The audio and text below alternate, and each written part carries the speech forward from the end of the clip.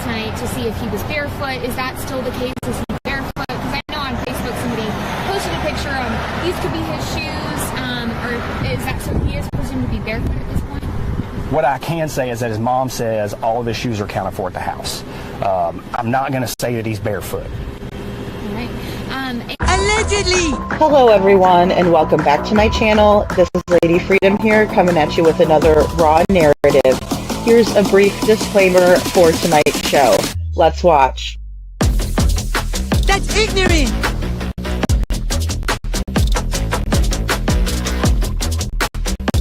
That's ignorant! Ignorant!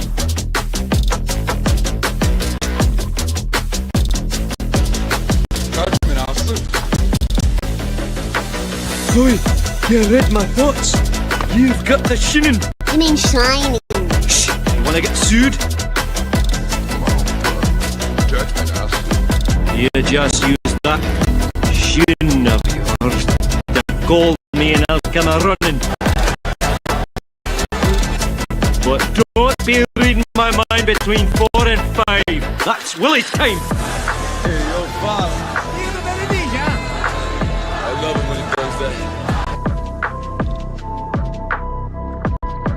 Let's watch.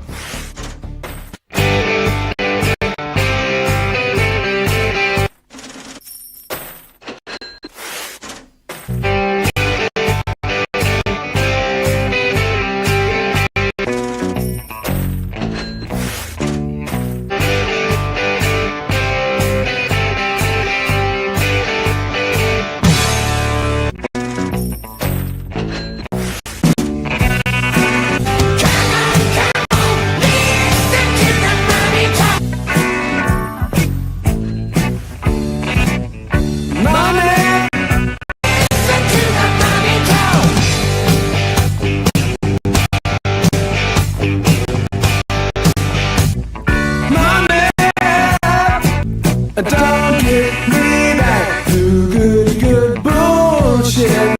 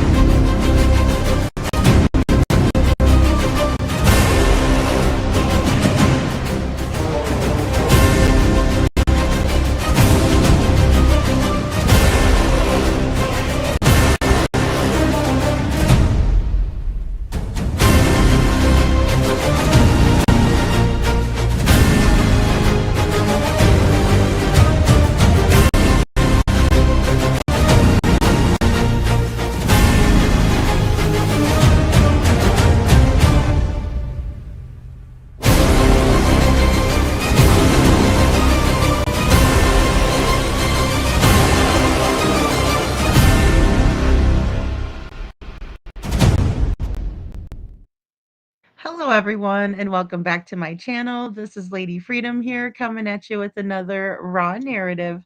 And it's so good to see all of you tonight. Thank you for being here on this Monday night. And I saw Andrea come in at #1. Thanks for being here, Andrea, and hitting the like button.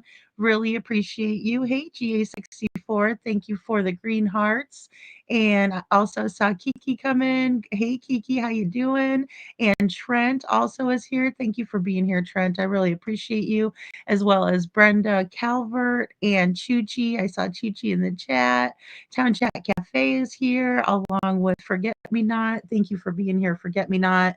And Mally Cat. Also see Mally Cat in the chat. Let's see who else.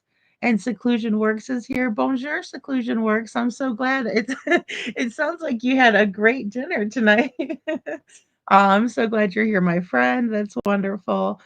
And also, let's see who else we have. Elaine, Gigi of Two is here, and Justice Jane. Good to see you, Justice Jane. And thank you so much for leaving your DNA on the like button. Thank you so much. And also, let's see here.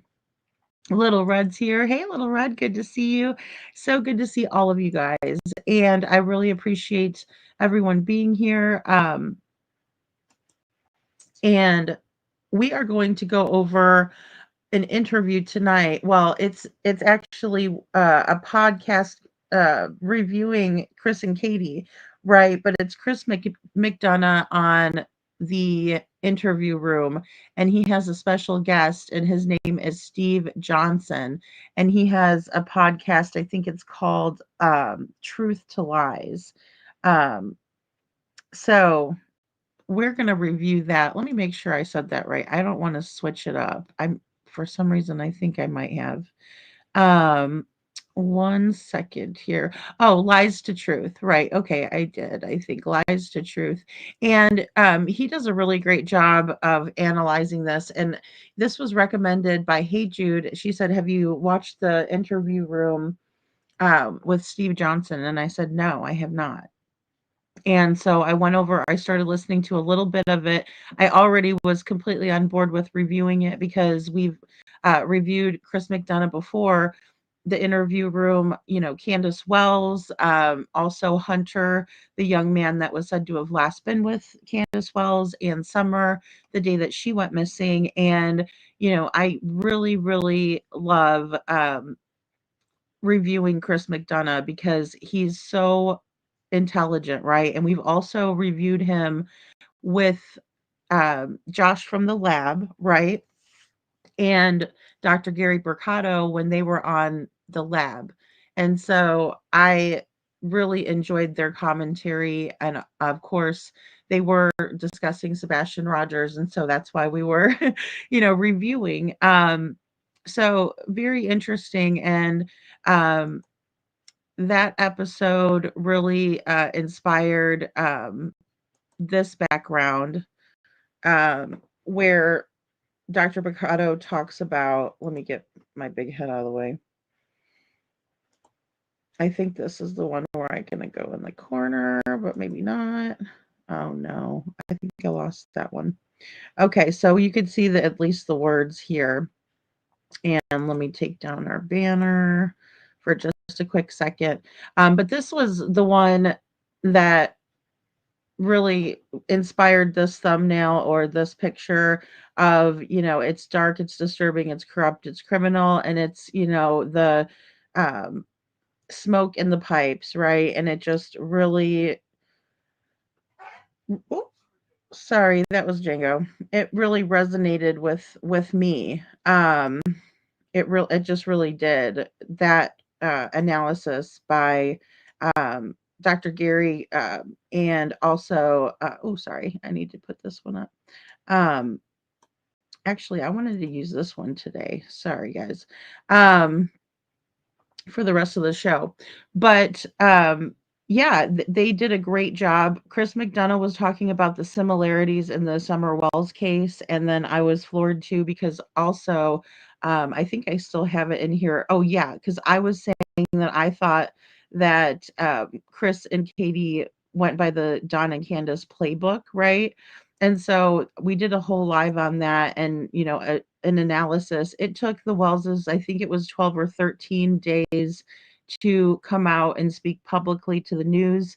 It took Chris and Katie, 7 days, if you want to count Duchess as a media person. If you want to say mainstream news, it was 8 days, right? And that's the interview we're going to go over. But I thought that was very interesting because I never saw that particular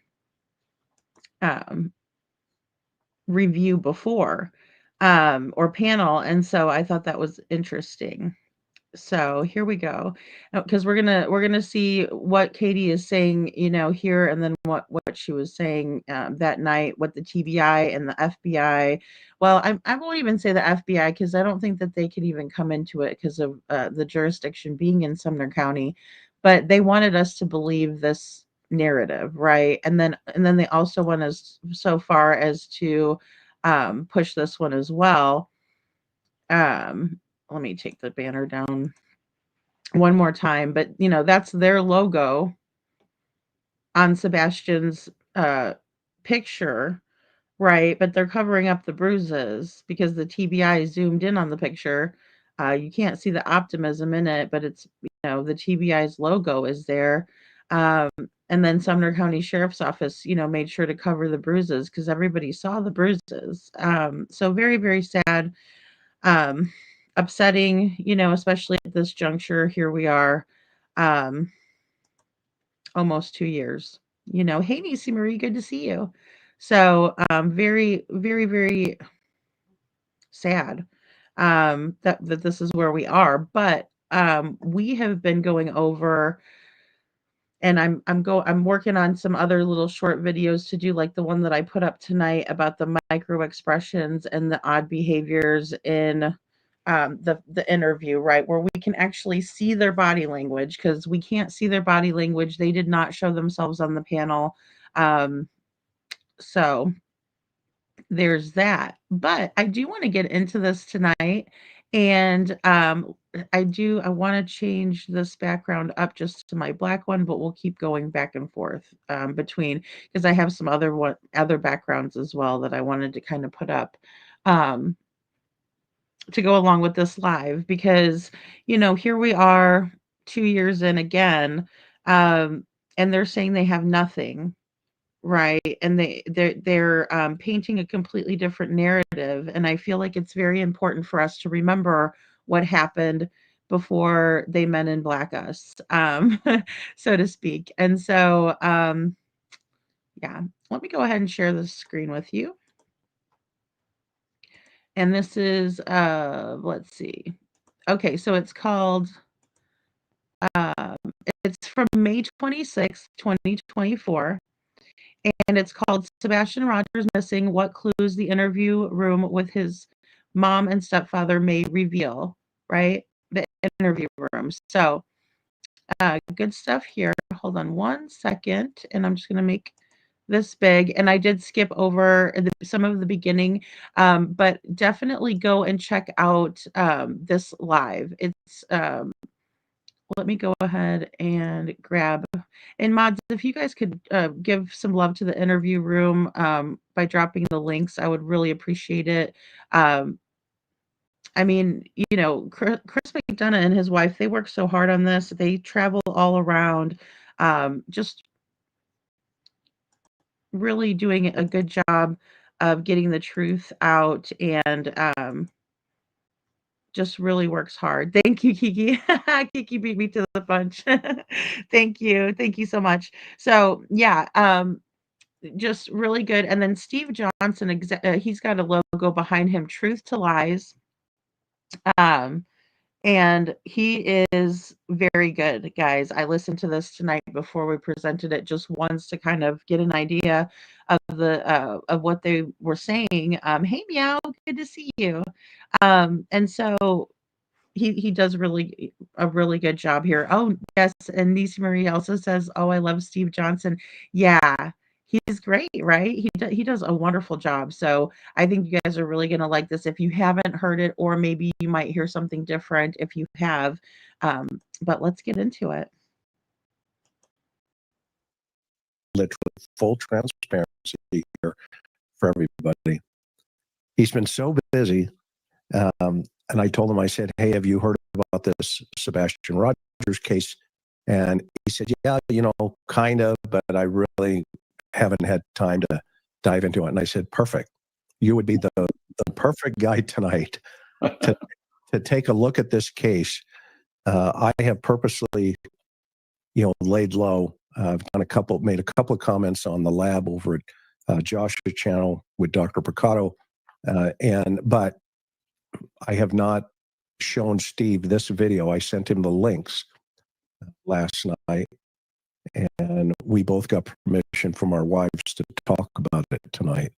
So I cannot wait to hear his analysis of what's going on in his mind about what's going on potentially in their mind. And we're going to talk specifically about the parents' first interview on the news. There are so many things going on in this case.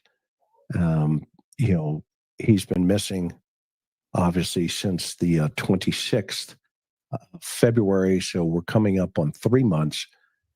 My personal opinion, the authorities are working overtime on this, and as a result of that, I'm sure there's a lot of information behind the scenes. But Okay, guys. So, Chris says that this is 3 months in. So just to kind of, put that into perspective, and I did give the date to begin with. And I think that, it's very interesting that this is still on Chris McDonough's mind, you know, trying to go back to these first interviews. And they're going to go more into that. Steve and Chris are into, you know, how important these first interviews or their first initial statements are. And we're going to, stop and pause and discuss this. Hey, Panda Bear's mom, good to see you. And Michelle, thank you for being here. Welcome in, guys. Thank you so much for being here, everyone in the bushes. And thank you so much for hitting the like button, guys. I really appreciate it. I told Steve just before we went up here, I have the sinking feeling this is a Summer Wells 2.0, which has caused a lot of emotion out there. We're coming up on her anniversary soon. So Sebastian's a 15-year-old autistic. All right, guys. I just wanted to really quickly pop up Summer Wells 2.0, right? Now, Summer Wells has been added to the $500,000 reward that Dog the Bounty Hunter has put up. So any information that leads to the arrest and conviction of whoever has any involvement in Summer Wells' disappearance. We also have that for Sebastian Rogers. Summer Wells is just a little doll, guys. And, she went missing 4 years ago.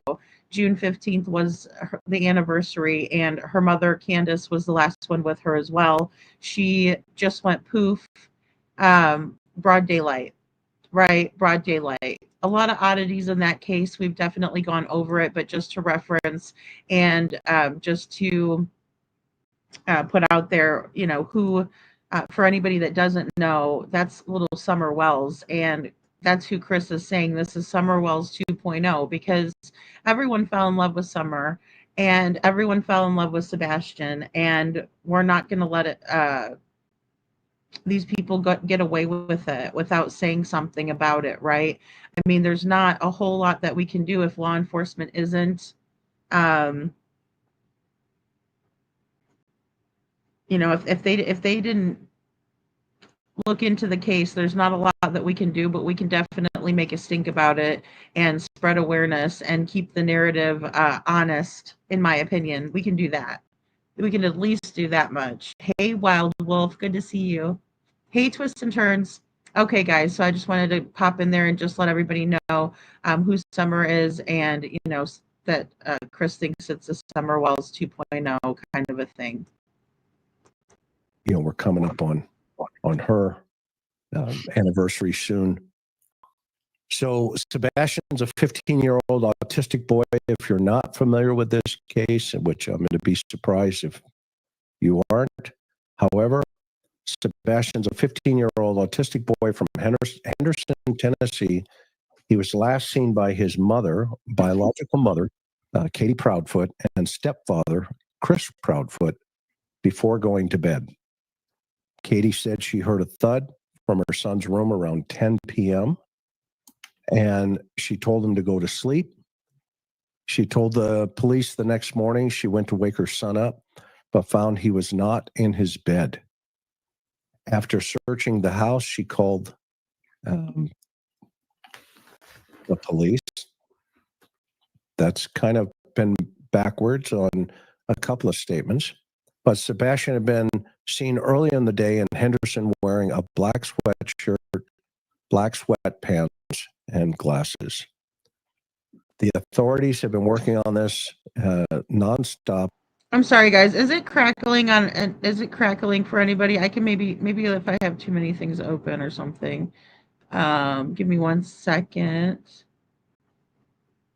Let me go ahead. I'm just going to go back just a little bit, guys, just in case, because we had some crackling. I think somebody said it. Oh, Because there are large antiques in your area, give it a slight- there are drivers in your area. Besides the sales experience at the Diamond District, we offer a litany of other services. Ooh, a Appraisals. litany. We have two. You heard that word What earlier. about this? Okay. Are you guys getting some some feedback? Okay, you guys say you're getting feedback. Thank you for letting me know. Hey, Bless, good to see you. Is it doing it when I'm talking or just when I'm playing the video? I wonder. Is it me? I'm crackling. Let me go. Let me leave the studio and come back. Give me 1 second, guys. Sorry about that.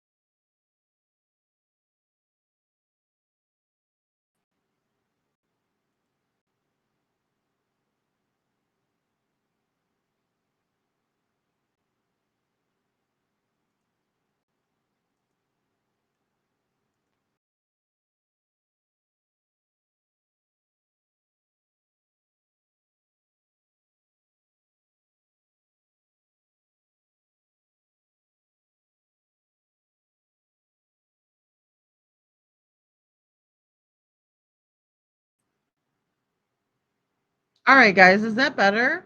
I hope that's better.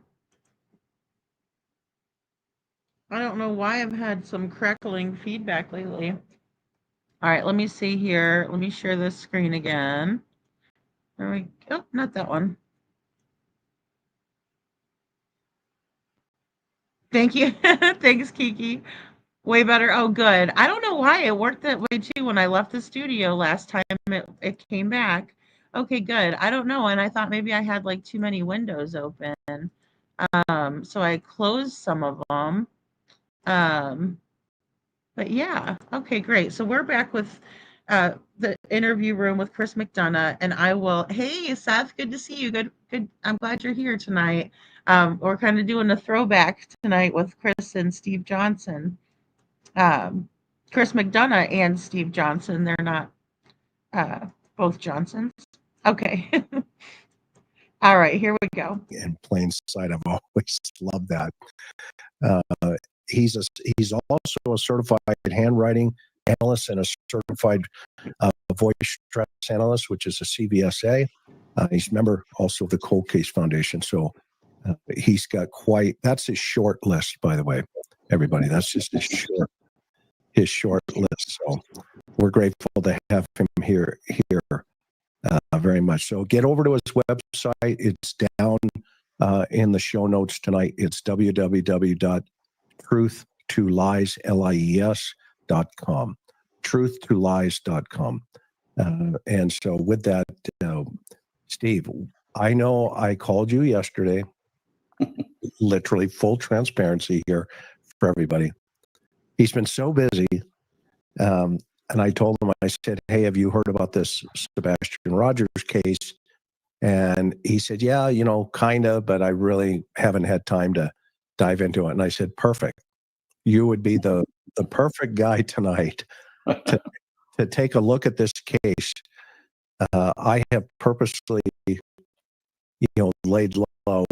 I've made a couple of comments on the lab over at Josh's channel with Dr. Picato. But I have not shown Steve this video. I sent him the links last night, and we both got permission from our wives to talk about it tonight. So I cannot wait to hear his analysis of what's going on in his mind. And we're going to talk specifically about the parents' first interview on the news, There are so many things going on in this case. He's been missing, obviously, since the 26th of February. So we're coming up on 3 months. My personal opinion, the authorities are working overtime on this. And as a result of that, I'm sure there's a lot of information behind the scenes. But I told Steve just before we went up here, I have the sinking feeling this is a Summer Wells 2.0, which has caused a lot of emotion out there. We're coming up on her anniversary soon. So Sebastian's a 15-year-old autistic boy. If you're not familiar with this case, which I'm going to be surprised if you aren't. However, Sebastian's a 15-year-old autistic boy from Henderson, Tennessee. He was last seen by his biological mother, Katie Proudfoot, and stepfather, Chris Proudfoot, before going to bed. Katie said she heard a thud from her son's room around 10 p.m. and she told him to go to sleep. She told the police the next morning she went to wake her son up, but found he was not in his bed. After searching the house, she called the police. That's kind of been backwards on a couple of statements. But Sebastian had been seen early in the day in Henderson wearing a black sweatshirt, black sweatpants, and glasses. The authorities have been working on this nonstop. They started an extensive search, including canine officers, horseback, drones, and helicopters. And they also drained a pond near his home, but nothing was found. Search dogs have not picked up a scent for Sebastian, according to some of the reports. And this was the most interesting one. Authorities searched a landfill in Kentucky where the family's trash had been taken, but nothing turned up. So on March 4th, the teen's mom and stepfather gave an interview to TV News approximately 8 days after Sebastian's disappearance. And that news outlet footage is what we're going to analyze tonight. So it appears to show some activity around 3 in the morning, according to some reports, but those lights have, there were some lights behind the house, flashlights or something, but those have been attributed to potentially a trash truck in the neighborhood right behind the house. It's your story to tell. David Ehrman, Sculpted Cable Collection. I have a very active family, and it can be hectic at times juggling after. As it was coming through and picking up items, but the authorities have not come out with information additionally about those lights, but they're saying they've taken it off the table. What they haven't taken off the table is that, quote, no one has been cleared. Not cleared anyone, quote unquote. Isn't that crazy? Okay, so not cleared anyone, and that's in May, but it's so crazy too because I don't believe it was the trash truck either, Michelle, and that's of course what they were passing it off as prior to earlier in September when we got an update from the FBI. Yeah, interesting, right? It's so interesting going back over these at this juncture. Looking back, not a trash truck, in my opinion, not lights coming from across the field or another street over, in my opinion. It's just not. It's weird to pass it off as if it is, especially, well, at any time, really, because if they're going through the common area, there could never be a trash truck going through there, nor could there be any cars or anything like that. It was definitely a person that came from the Proudfoot residence, in my opinion, and then went back quickly to the Proudfoot residence. And then all of a sudden, Sebastian wasn't in the house anymore. That's the That's what we see in the footage. So the authorities are working hard. TBI, Secret Service, a variety of resources have been put into this. And I have to say, it sounds like summer 2.0. So that's the gist of it. Thoughts, opening thoughts, Steve, before we kick off into this thing? I think your analogy to Sunwells is accurate. You and I did, I don't know, 3 or 4 videos on Summer Wells, and those are worth going back and looking at later. But that's exactly what it reminded me of. And there's nuances within this interview that are very similar to some of the things that we saw in the Summer Wells case. So I think you're spot on. And interestingly, Summer Wells still has not been found, and I hope that Sebastian is, of course. But I love exploring the very first interview that anyone does.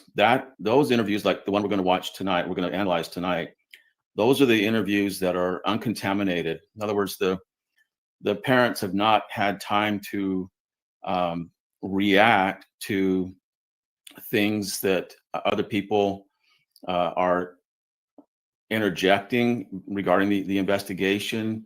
I mean, they are a little bit, but this is their first interview. Actually, the very first one would be the 911 call, and then this would be the second one. So we're going to get some good analysis out of this interview, and my goal, and what I do in my space here is that my goal is to get inside their head and understand at a deep level what is the information. When you read in my bio about the information that's hiding in plain sight, that latent content, it's like latent fingerprints. They're there, but you can't see them until you apply the material, the tools, whatever it is, to make those fingerprints come to life, and then you see them and you can lift them and you can use them. Wow, that is very interesting. And what Steve Johnson is getting into here is exactly what did not happen, according to many sources. Even Chris himself said they did not use anything like luminol or any of the fingerprint dusting or anything like that. Nothing was done. Evidence was not collected. Therefore, there is no evidence. Very, very sad. We do the same thing with the statement. So we're not really investigating the person. We are investigating the words that they use, which is going to reveal what's going on inside their brain, which is what we want. They have the. And guys, that's what we've done here on this channel, is we've taken Chris and Katie's statements and we've analyzed them, right? We're not looking at Chris and Katie really as people. I mean, we do at this juncture. It's hard not to, with all of the things that Chris has come out and done, and Katie too, just to be fair. But yeah, I mean, it's just there's no doubt about it, that Chris and Katie have turned this into a circus, and made it very convoluted and confusing and tried to distract. They just have, and that's the goal, in my opinion, as well. Nisi Marie says, no, because they contaminated the house at the beginning. Everyone in the house, shame on LE. That is a great point. And we've definitely talked about that here, right? Because they were letting everyone in, and, and then no one was properly brought down to the station for an interview. It was all done right there in the house. I think that they needed fingerprints on the car, especially Katie's, especially once they realized about the Texas Roadhouse footage and people putting their hands on Katie's car. Absolutely. They could have found out who the green hoodie was right away. And they should have investigated every single avenue, but they didn't. They only operated off of the assumption that Sebastian walked off. You know, GA64 says next thing they will be saying Tinkerbell and all her fairy friends flying around in the common area. I mean, that's what they want us to think, right? And Tinkerbell does light up, so that's not half bad. Don't give them any ideas. GA64. I'll tell you what, because yeah, they've told us a couple of stories, haven't they? Hey Ida, good to see you. So yeah, I agree. Luminol could have still been done just to double check. Just to double check. In my opinion, yes. Veronica says how Kay says I woke up what or excuse me, how Kay says I woke him up and he wasn't there. Then how did you wake him up? Also, C saying we have questions to questions, questions to have answered, something like that. Watch the replay. Oh yes, yes. I know what you're talking about. We have questions. Well, he does say something backwards there, and then he switches it around. Veronica, good catch. Yeah, absolutely. So I know exactly the statement you're referring to. Hey Faye, good to see you. But yeah, that's all we've done here is just going over their statements, right? What they've said, because it's really all that we have, unfortunately. Uh, in terms of something to analyze. Yeah, Brenda definitely reminds me of Jean Bonnet. Yeah, it's a lot like Jean Bonnet all over again, says Brenda Calvert. So, and then they went over and tore up Sebastian's room at Seth's. Yeah, flipped the mattress over and things like that. That's crazy. And who knows what they were saying either. I mean, it took Seth a little while to get there after he got off of work, so that added some time to it. Yeah, I think that, I think if there's any amount of effort put in, as there should be, these cases are probably a lot easierly excuse me, more easily solved than, we would think. Anne Reynolds was saying earlier she thought that, we'd be finding Sebastian and be shocked because he'd be right there, kind of hiding in plain sight. And I think there's, a fair amount of truth to that. There could very well be. I don't know everything, that's for sure. I wish I did. I mean, I think about it a lot. What could have happened to Sebastian? But that's why we want to analyze these interviews, and I really appreciate these two getting up here and kind of reinforcing what we're doing here. So interview the information we want, and so we want to get inside their head to extract it, and they do that with their words. It's an amazing. It's the best tool I ever learned. In now my 34th year and working with law enforcement and investigators, I still feel that it is the most effective tool that I could have ever learned to solve cases. And so I'm excited to dive into this one. Awesome. So if you were, let's say an agency called you in, walk people through how that happens.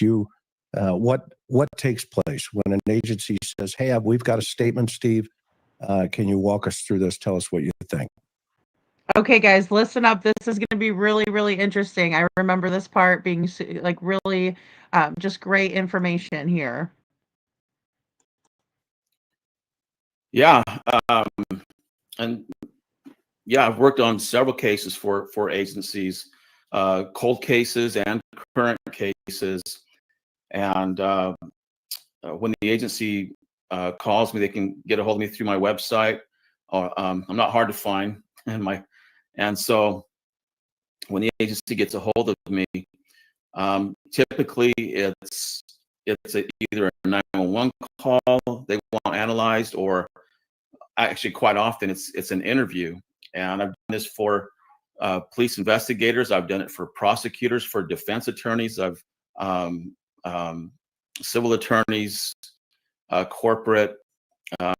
We use this also in the hiring process to hire the right person, and so they depending on the job that's being applied for, we want a certain type of individual. And so what in the hiring process, I'll look at the application that I help them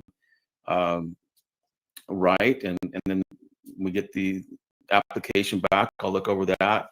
For police agencies, I'll ask for, typically, if it's available, the audio or video of the interview or the 911 call, and I'll transcribe that and really pick it apart. Very similar to what we're going to do here, but in more detail. Obviously, we only have so much time tonight, so but it's very effective, hugely effective. And you know, Chris, we've worked together on some cases with the Cold Case Foundation, and yeah, we've used this for numerous cases. So We just did last week. just last week, yeah. So, okay, so let's get started. Our way of doing this, guys and gals, and friends and neighbors, is I like to let Steve listen. He'll say, stop, we'll go back if he wants us to go back. And then we get to pick his brain a little bit and see, you know, what's coming out there and what he's seeing that we may or may not be seeing. So, you ready, Steve? Yeah, let's go. Okay, I'm going to put the video up here and we'll start. First, just express, I can't even imagine as a parent what you two are going through. How would you describe the situation right now? How are you coping? I remember the scene. I love a lot of things about this bag. It's timeless, super adaptable with so many different looks. It's perfect. The cherry wavy shoulder bag. Taylor wears it. It's such a good going out bag and great if you want to spice up an outfit. I really love her. I'm a single mom of a 4-year-old. I'm working a full-time job. Rasmussen.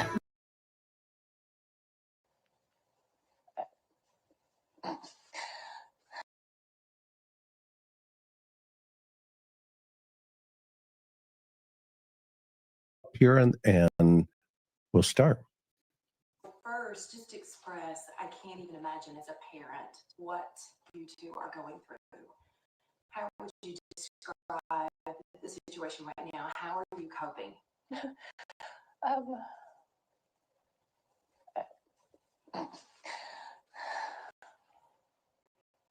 We're on a constant roller coaster ride of helpless and hopeless and many other emotions all in one, and it's a never-ending roller coaster. It doesn't stop.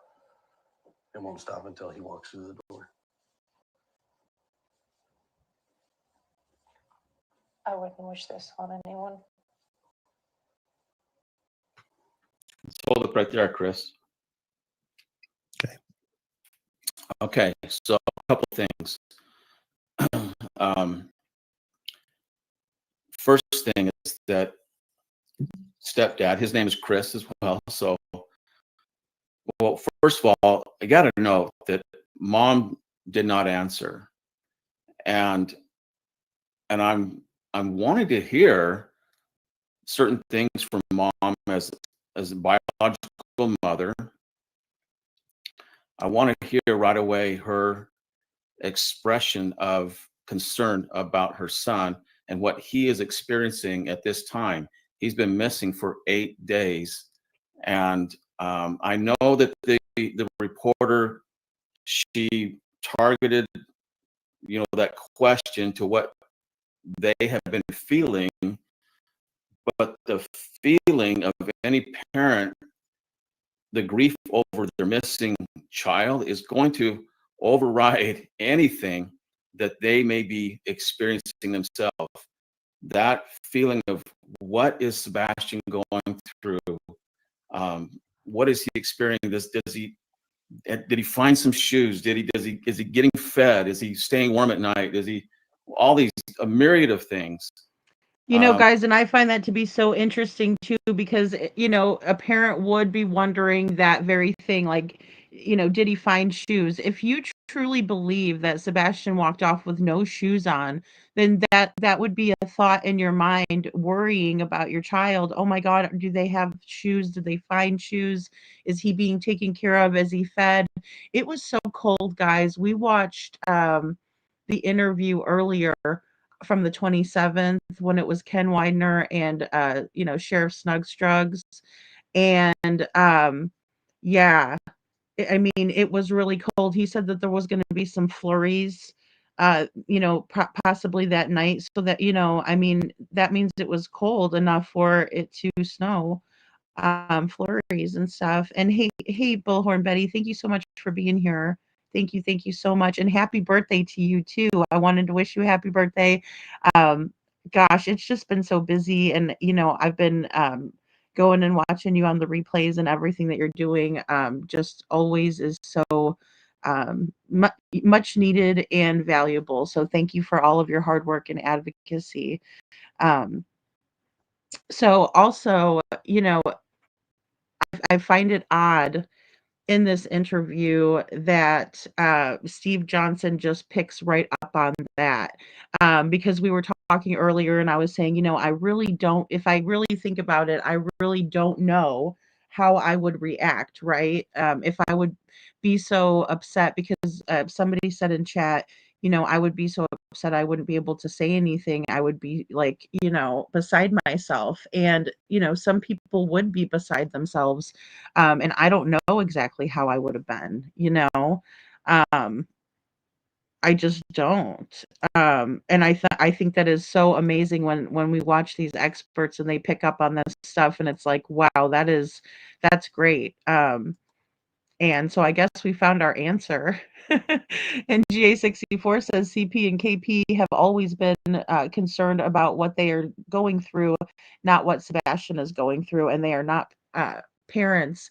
They are monsters, in my opinion. Well, and I agree with that, GA64. And, Sheriff Snuggle Struggle was also on the bandwagon on that too, because I remember doing a video and he said, I can't imagine what these parents are going through.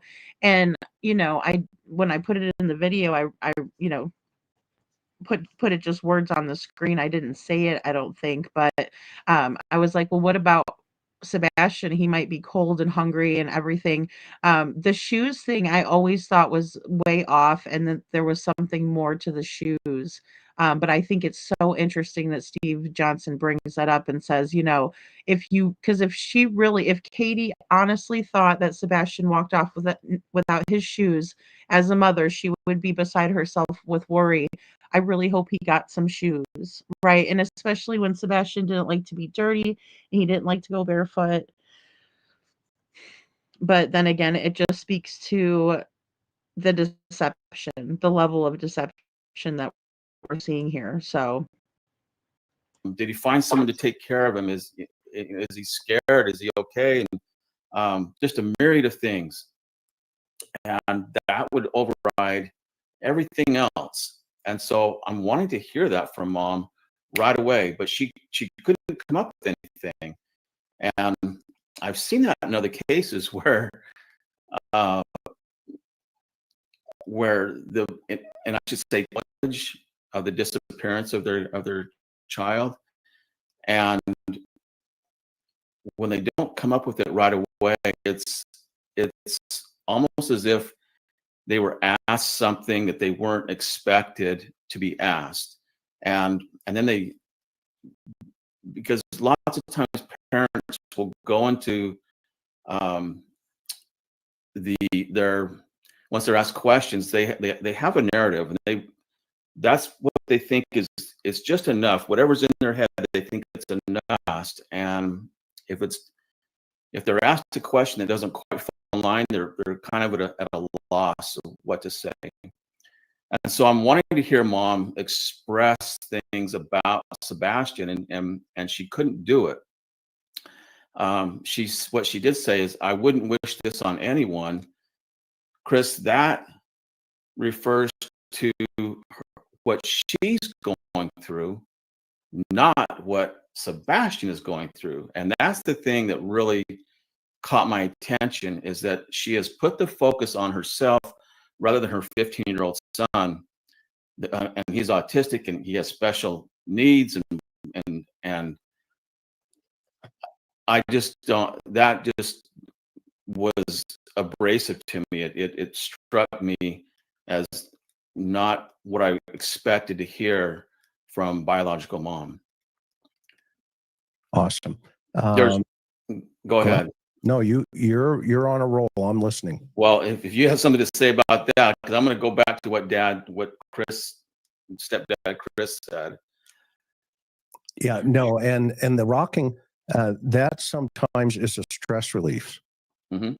Sometimes for people, they're releasing that tension and that energy, because to Steve's point, they may have something going on that we don't know. And by the way, just for the record, in the beginning of this, everybody is innocent until proven guilty. We're not here to say, they're innocent or they're guilty. That's not what we're doing. We're analyzing from a professional perspective, where both of us have testified in court as experts in our field. Steve is an expert in analyzing this statement analysis and identifying deception. It is much different in a criminal case than it is in the civilian court for a civil case, because in a criminal case, you have jeopardy and you have people that could lose their liberty. So they have a lot more to lose than just their house or their money. So this is a different type of analysis that we're looking at. So I don't have any other thing, to dovetail into what you've already said so far, Steve. Okay. Going back to the first thing that And guys, before they go back to the first thing that they were talking about, I just also want to point out that the rocking back and forth can be a lot of things, right? And I agree, nobody's guilty, until they're proven innocent in a court of law, but that's why we do night court here, right? Because I'm just like, a YouTube personality, and I get up here and talk. I'm not an expert that has been, subpoenaed to court for my expert opinion, right? But these guys have been. So this is why it's so valuable to watch Chris McDonough and Steve Johnson and what their thoughts are. And then it's really cool when some of us are like, yeah, I picked up on that too. So even though we're not experts, we can still pick up on things like that, right? Because we're smart critical thinkers. And sometimes we are in awe of what they say. A lot of times I am, and then we learn something new. It's so valuable, so very valuable. And Nisi Marie says, and what Seth was going through, boy, Seth's been Sebastian's rock. Yeah, Seth is going through hell while they're living their best lives. I know, Nisi Marie. I feel the same way. It's absolutely awful. They are fey. They're just like two wet cats. I was laughing so hard when you said that. That's too funny. I want to go up to Town Chat's comment here. She says, I wonder if LE went back and took a photo of all of his shoes that were allegedly accounted for, because I wonder if the shoes in the picture were bought and if they were at the house or not. Well, I will say this about the shoes. There was a lot of talk about the shoes, right? Everyone wanted to know about the shoes. It's a major red flag, right? And it really is a big mistake, in my opinion, on the Proud Feet's part, because it's maybe an afterthought, an oh shit moment. The shoes, right? And then to my knowledge, Sebastian had a pair of shoes, or the shoes that were by the door, according to Seth, was his boots, right, that he had just bought from the boot barn, that Seth had bought him, excuse me. Sebastian didn't buy his own boots, but his dad bought them for him at the boot barn. And his mother bought him another pair of shoes because his feet were growing, right? So he got another pair of sneaker shoes. And then he got a pair of, or excuse me, his old pair of shoes and a pair of slides, like house shoes. Katie had said that she didn't buy sandals yet because she didn't know if his feet were going to grow more in a month, because she said his feet had grown so fast. Um, and they also didn't want to talk about the shoes, right? They didn't talk about the shoes for a long time. They needed to get their story straight, in my opinion, and they were avoiding the shoes conversation, altogether at all costs. In my opinion, that's what they were doing. Um, Yeah, they're guilty. They're guilty until proven innocent in the court of public opinion, Veronica. I mean, and that's the thing. We're all allowed to think what we want. We can think, oh boy, they're guilty as sin, or oh boy, I don't know if they're guilty. They might be. I'm not sure. We can think, they're completely innocent, right? But the thing is that we need to look at supporting evidence. What evidence do we have to support our theory? And that's what's really important too. But it's okay to talk it out. You know, Nisi Marie says KP and CP's time will tell and come to light. In my opinion, I believe it will come to light. I do. I mean, it's almost boiled up and over many times. I'm surprised now. Brenda, that's I love that song. um, I love the one when yeah, David Bowie and Queen do that one. Um, Ladies court, Kiki, right? It's the court of public opinion. Not you guys get to call the shots, too. I'm not the only judge in here. We all have a gavel in here, which is good, right? Because I mean, hell, sometimes I don't know. Sometimes I think so far into it, my brain is like, I'm like, oh, you know, why would I think so far into that? But we're really trying hard to figure it out and fill in the blanks. We have a lot of time unaccounted for, a lot of time unaccounted for in this story with Katie. Brenda Calvert says, yes, the shoes in the 3 a.m. lights video tells the whole story, in my opinion. Well, and I also know they were checking Chris's shoes, right? They were saying, what size is Chris? If Sebastian was a size 10, what size is Chris? Because we all know that he wasn't a size 14. All right, don't get me started on that. We need to keep a tight ship tonight. Okay, here we go. He said, we're on a constant roller coaster of helpless and hopeless. Now, here's the thing about this, and some people, I hope you can see what I'm going to say here, where I'm going with this. That is a portrayal of emotion such as you would read in a novel. It is something that, in other words, something that I don't expect to come from a de facto innocent parent. It is something that would be said to cover, because it to cover up some guilty knowledge. Let's say it is something that appeals to the emotion of the listener, of the interviewer, of everyone out there listening to the news. Chris is appealing to that emotion, and I almost feel bad calling him Chris, because I like you so much, and I'm saying Chris, and I'm referring to this guy here. So call me Mac. Okay. And we'll differentiate the two of them. How about that? So the important thing is that the first thing that he went to was helpless and hopeless. And Chris, it's just that a de facto innocent person is going to have hope. They are going to hold out for hope.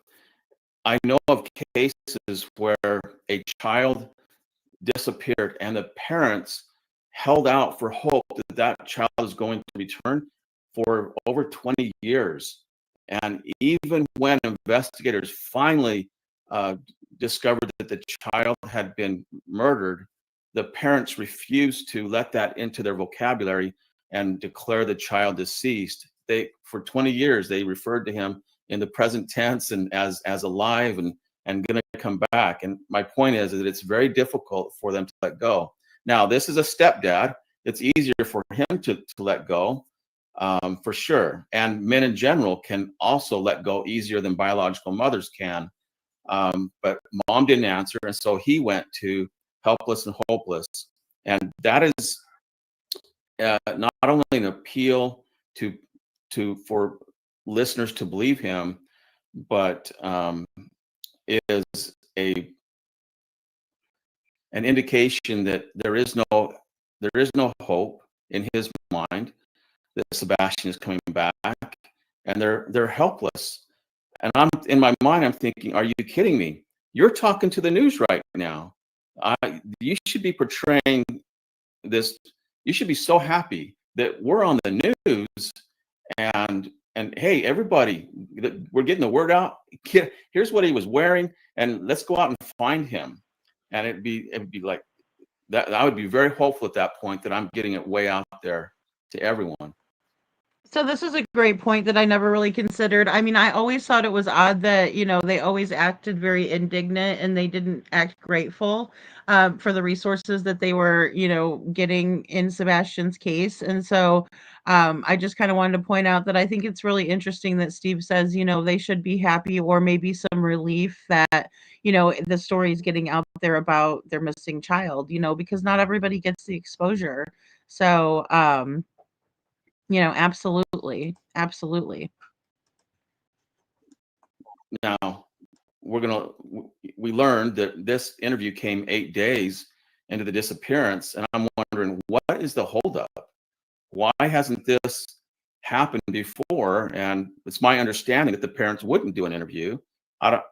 And is that correct? To your knowledge? I do not know that, Steve. Okay. Yeah. So I won't touch on that then, but I would like to see the parents right away coming out and saying, hey, our child is missing and this is who he is, and let's get the information out. But that didn't happen. And instead we have this portrayal of helpless and hopeless, and mom not telling us the things that a de facto innocent biological mother should be telling us about the concern over her son. Instead, she's focusing on herself. And I agree with her focusing on herself. That's a big red flag, and I think a lot of people have pointed it out. We've definitely talked about it here, but I also think it's very interesting when it comes to Chris and Katie. According to the experts and what some of the experts have said, going back to what Pat Brown had said about Katie being overly exaggerate, she's over exaggerating, being panicked right away. Like, she shouldn't have probably been panicked right away, right? She goes to wake Sebastian up, and it shouldn't have been sheer panic. She should have been like, okay, where's Sebastian? Looked around Sebastian, called for him, right? Called, going room to room, right? Where is he? Where you at, bud? Whatever. And again, we see another expert saying that, this helpless and hopeless act, right, is very telling, because they shouldn't be helpless or hopeless yet, right? Um, you know, if they truly don't know what's happening, and they should be happy that they're at least getting the word out. I think that's such a great assessment, and two experts both saying the same thing. That's so far. That's what we got. I love it. So Oh, and I want to point out that it's it's experts saying the same thing about two different instances, one with Katie and one with Chris. Just to point that out. Sorry, guys. And I guess we can call him CP. CP. All right. Good deal. And that way, folks don't get my name and his name mixed up. Good. Thank you for that. Which is the same name. That was a suggestion from the chat. All right. You want me to keep moving, brother? Let's go. Yeah. All right. Here we go. Not anymore. I know we're about keeping hope alive. I'm sure that's in there somewhere. Oh, yeah. It's gonna come home. He's gonna walk through that door. And the street will be flooded again with family and relatives all waiting to hug and love him. And That boy's gonna have more friends than he knows what to do with when he comes home. So Hold up right there before we get into the next part. It's interesting that interviewer she's the one that she sensed that something was wrong. You can tell, and she introduced. Well, how about keeping hope alive? I'm sure that's in there somewhere, isn't it? And she wants to hear that. She's as an interviewer, as a working for the news. I'm sure she's interviewed a lot of different people and watched a lot of interviews, and she knows what comes out of the mouth of a parent whose child is missing. She's wanting to hear certain things, and she didn't hear it, and so I'm sure that she's helping them out here, and it it couldn't come out. Mom couldn't get it out of her mouth. Again, why aren't we hearing that type of language out of her mouth? It's void. She's void of it. Yet at different times we're going to see during this interview that she's very teary-eyed and she's sad and I believe that she is. I believe that they're real tears. Chris, you and I have both seen fake tears in interviews many times, and the fake emotion and whatnot. I think the mom is sad here. It doesn't speak to being sad. Doesn't speak to innocence or guilt. It's just she is sad at this situation. But if she really was concerned about Sebastian, those words about him would be coming out. She wouldn't be focused on herself. And so this indicates to me that she is more in a mode of self-preservation than anything. So I'm going to see. Oh, this is a great moment right here. A lot of validation for a lot of people. Self-preservation mode to the max. Not where's Sebastian mode. Not I need to find my son mode. Self-preservation mode, right? And they keep telling everybody how they're being harassed. I mean, bingo, right? GA64. There we have it. There we have it right there. Self-preservation over where's my son? I can't find him. I don't know what happened to him. Where did he go? And it's all bullshit about the shoes, in my opinion. How she does throughout the rest of the interview, and hopefully, I want to hear it change. I don't want to see at the end that she's went through this whole thing in self-preservation mode. I would like to see it change to where she's expressing more concern about Sebastian. Okay, so I'm going to back up just for a second so that the audience can hear those points that you just made, and I agree with them. Agree with you 1,000%. And that sadness also could be. It doesn't necessarily mean, it's sadness towards the totality of the circumstances. It could be sadness that, if there's some type of jeopardy there, that this is kind of a release of that stress, and that's where also the soothing of the rocking back and forth comes into this as well. So I'm going to back up just for a second. Listen to how this unfolded. With family and relatives all waiting to hug and love him, and That boy's gonna have more. Now, the interesting part there is he keeps shaking his head no, yet he's talking about all the family and relatives coming in to hug him and stuff. Any thoughts on that, Steve? Yeah, it's an indication that in his mind he knows that that's not going to happen, and the brain is so powerful, and what the brain knows is typically comes out physiologically and verbally, linguistically. What the brain knows reveals itself, and that's why the polygraph works, the voice stress analyzer works, and why statement analysis works so well if you're skilled at it.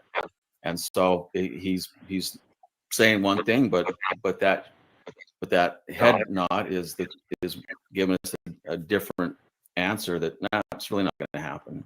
Oh, that is great too, right? Because we were talking about that earlier. Just spot on. Hey, Joe. Yeah, just spot on. Hey, Carly, good to see you. I mean,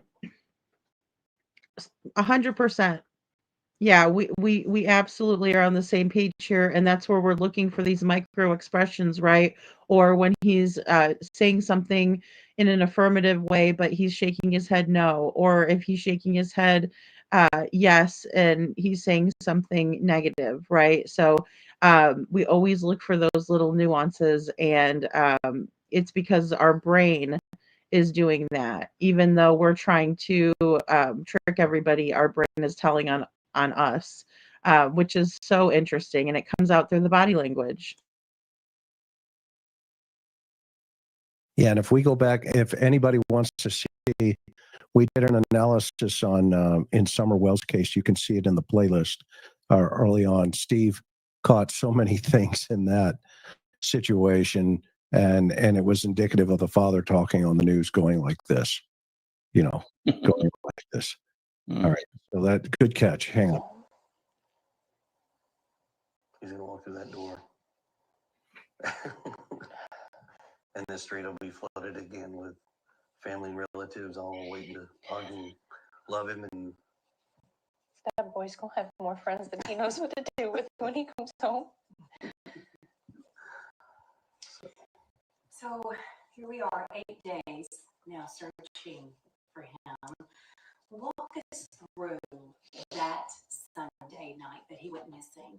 So walk us through, we've got so many people who really want to know, okay, how did this happen? So kind of just walk us through that night. I get the sense that she's really concerned about that question. I mean, yeah. I love those questions, and for your viewers, if they don't know, that's one of the questions that you and I would ask in an investigation, especially with the missing person or homicide. Hey, describe your last moments with your loved one. Describe that last day with Sebastian. And if there was something amiss, if something better, as you know, so. And also, I want to just pop in here and say, look, what Steve Johnson is saying here is just something typical that people will ask, and it should be a very straightforward, normal answer. We don't get that out of Chris and Katie at all. And I agree. Michelle says she rocks not to soothe. I've never bought that. She does it because if she didn't, her body language might give her away, much like the lack of eye contact. And I think so too, and it is expelling that energy, right? And that's what Chris McDonough was talking about. It's really out of nerves too, more so. And yeah, she's absolutely making a conscious effort to rock back and forth, in my opinion, right? I believe that too. It's interesting to see now with that question and where it focused her brain, what she says here. So many people who really want to know, okay, how did this happen? So kind of just walk us through that night. We were out and about that day. We were having a really good weekend. We got home.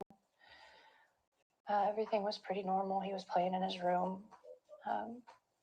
When I told him to go to bed, he did. He said, "Good night, Mom. I love you." Said good night to his puppies. A little bit later, I wound up going to bed, and when I woke him up for school, he wasn't there. All right. So there's actually a lot in that. She doesn't realize she actually skipped over. I mean, she described that day and evening very succinctly, but skipping over a lot of information, what they did that day, other conversations. She didn't say a whole lot, but from in my perspective, what she did say was actually pretty revealing. So the first thing that she said was, one of the first things was that that day was pretty normal. Now, whenever I hear somebody refer to the day as being pretty normal, I'm on alert right away for it not being a normal day. I hear this most of the time when I hear the portrayal of normalcy. it has turned out to be anything but the norm, and so I'm on high alert now.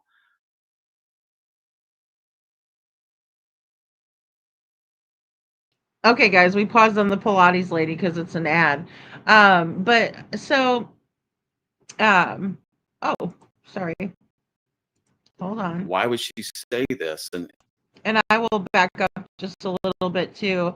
Um, Now, when it comes to, uh, sorry, here, let me just back that up and then we'll go back because I know that's kind of awkward.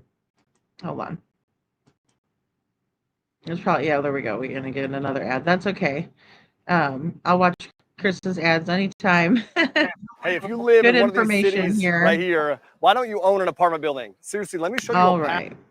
We were out and about that day. We were having a really good weekend. We got home. Everything was pretty normal. He was playing in his room. When I told him to go to bed, he did. He said, "Good night, Mom. I love you." Said goodnight to his puppies. A little bit later, I wound up going to bed, and when I woke him up for school, he wasn't there. All right. So there's actually a lot in that. She doesn't realize she actually skipped over. I mean, she described that day and evening very succinctly, but skipping over a lot of information, what they did that day, other conversations. She didn't say a whole lot, but from in my perspective, what she did say was actually pretty revealing. So the first thing that she said was, one of the first things was that that day was pretty normal. Now, whenever I hear somebody refer to the day as being pretty normal, I'm on alert right away for it not being a normal day. I hear this most of the time when I hear the portrayal of normalcy, it has turned out to be anything but the norm. And so Yeah, anything but the norm. Okay, guys, sorry, I just kind of got backtracked there for a little bit. But welcome in, everyone. Elisa P., I couldn't agree more with you. So he talks about Katie skipping over details here. He says there's a lot to examine. One big thing, skipping over details. You know, we've definitely talked about that, and I think it's really important to note that. And they've done that several times. They finally started adapting, right? But that was after the fact, and we're really interested in what they said in the beginning because this is where it's going to be the most fresh and without them getting influenced by anyone, outside sources, all of us included, right? And then anything but normal. He talks about when people talk like Katie did, saying, quote, Katie said that the day was pretty normal, right? And she's trying to tell everybody that Sebastian was in a good mood. They also go further into all of this later on. But he says that when they're trying to portray normalcy, we find out that it's anything but normal. And I would just have to go back really quick to the narrative that we were fed in the beginning and what the reality of the situation was one more time, without my big head in the way. Right, this is the there we go. This is what the portrayal was from the TBI, right? And then what really happened at the table with Sebastian, right? So completely different, and it's anything but normal, anything but normal in my opinion. So there's that.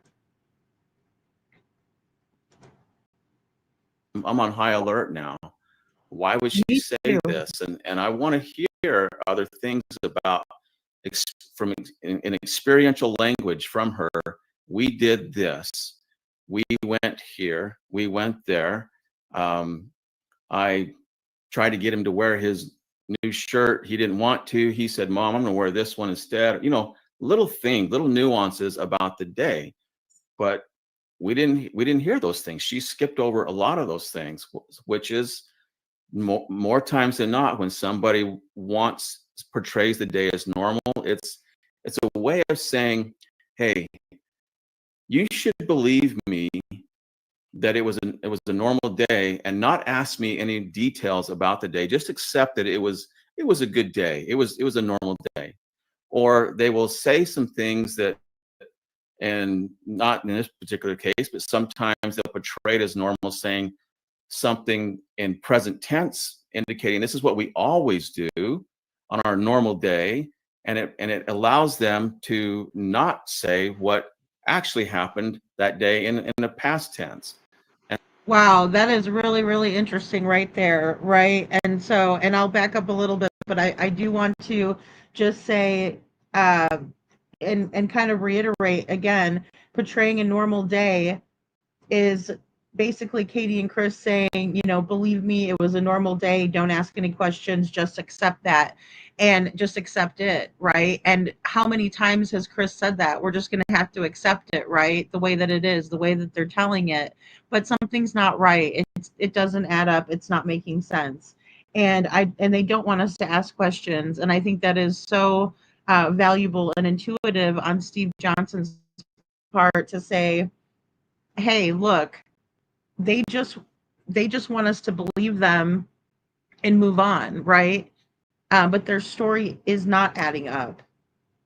So he says that he expected to hear Katie say, okay, we did this, we went here, we went there, maybe a little bit of details about something in the day, but that was not there, right?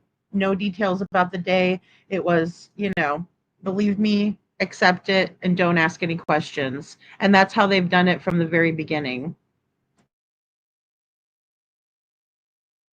And so, language from her, we did this, we went here, we went there. I tried to get him to wear his new shirt. He didn't want to. He said, Mom, I'm going to wear this one instead. Little nuances about the day, but we didn't hear those things. She skipped over a lot of those things, which is more times than not, when somebody portrays the day as normal, it's a way of saying, hey, you should believe me that it was a normal day, and not ask me any details about the day. Just accept that it was a good day. It was a normal day. Or they will say some things that, and not in this particular case, but sometimes they'll portray it as normal, saying something in present tense, indicating this is what we always do on our normal day, and it allows them to not say what actually happened that day in a past tense. And so it's kind of two birds of the same feather here. She's telling us right away, normal day, but I don't hear the language of this is what we did, experiential language. So she's went to, I told it when I told him to go to bed, he did, and she kind of laughed.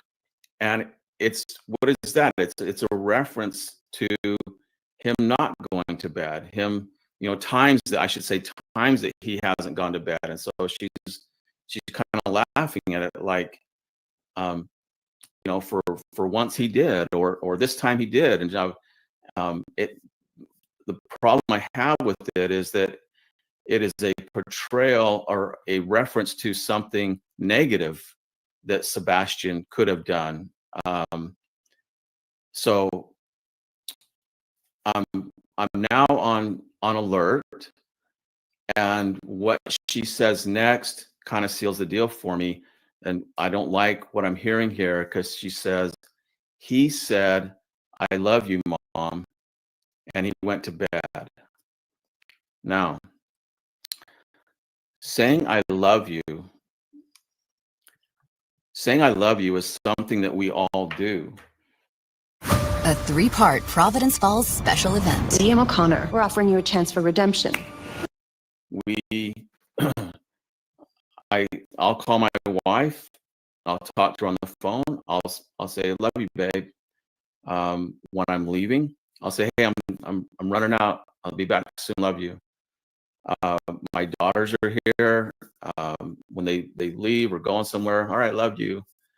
We say I love you a lot, but we don't have the need to tell other people that, hey, by the way, I told my wife I loved her. You know, if we're asked about our day, we just say, oh, I had dinner with the family, and oh, my wife and I went here or there, or to drop my wife off at the airport, whatever it is.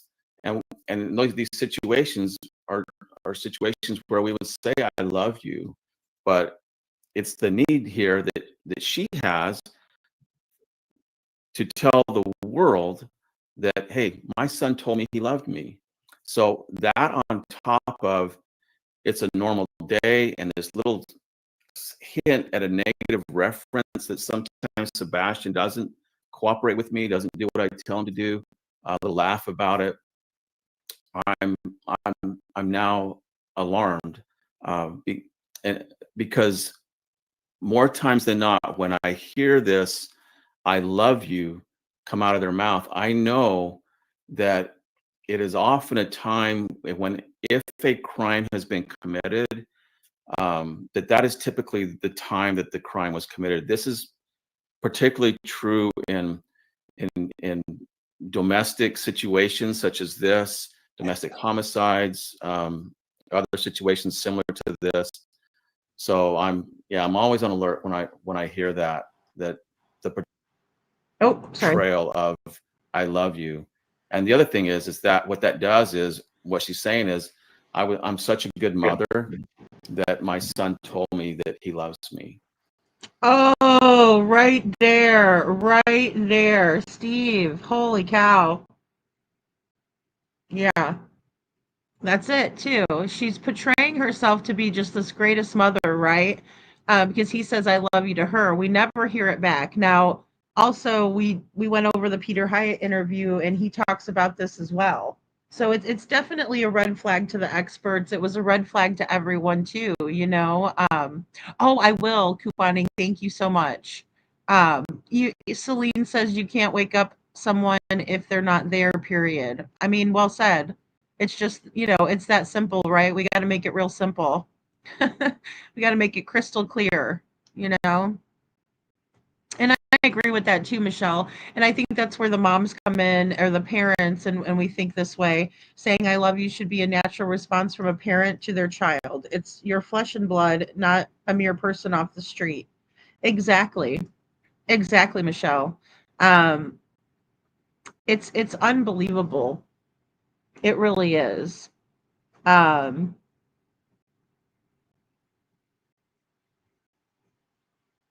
Oh yes, Chris McDonough. I put him on the scroll tonight. I need to get better about doing that when I just play the people's content. I need to get better with that. So that's why statement analysis is the absolute best form of finding the truth.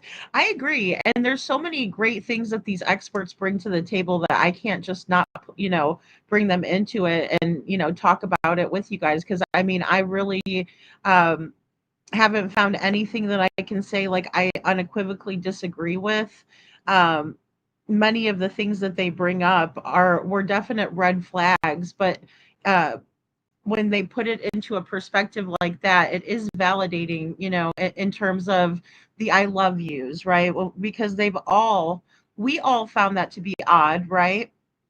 But they've all talked about that as well. Every single expert that's analyzed these interviews, this original story with I said goodnight to his mama, goodnight puppies, things like that, and the I love you. And he talks about that being, a reoccurring theme. And he was saying how alarming and alarmed he was, right? And he just got this link the night before from Chris McDonough, and he had just watched this, right? And then now he's up there talking on the panel. So I think it's really valuable to know that, and to know that it didn't take him very long.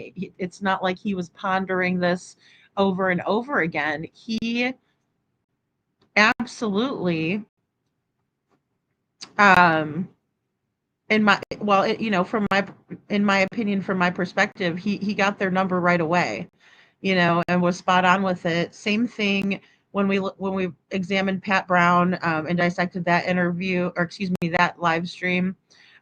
Also, same thing with Peter Hyatt, right? And of course, coming from me, I'm just a regular person. I'm sure they're, they were like, oh, well, that's great and everything like that. But I just find them to be just spot on. And I wouldn't want to even review anything but great commentary and expert analysis like we see coming from Chris McDonough and Steve Johnson here. And Chris is kind of taking a back seat a little bit, guys, but and I know a lot of you are familiar with, not if not all of you are familiar with Chris McDonough, but he does a really nice job. He's a very intelligent, seasoned expert. So I really enjoy this kind of content. Reviewing the experts is really enjoyable to me. And I think it brings a lot to the conversation, a lot to the table, and we can learn a ton. So Brenda says he is saying everything we thought. That's good to hear. An expert agrees with us, since Sumner County Sheriff's Office just wants to gaslight what we have thought. Well, and I think that's it too, Brenda. Yeah, I mean, I feel that. I feel your pain there. That's why I say it's so validating.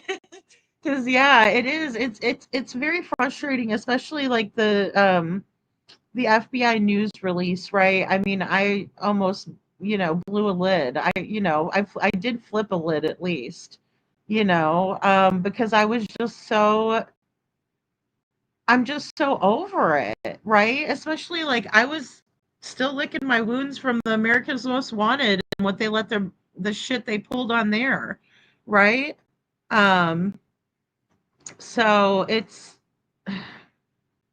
really something. Yeah, he hits it right on the head. Hey, Ann Reynolds, good to see you. Veronica says, and look at how much now Steve hits it right on the head with what he knows and how amazing. I mean, I think it's so amazing. And what the things that he picked up on just overnight, watching the interview once and then now they're reviewing it again.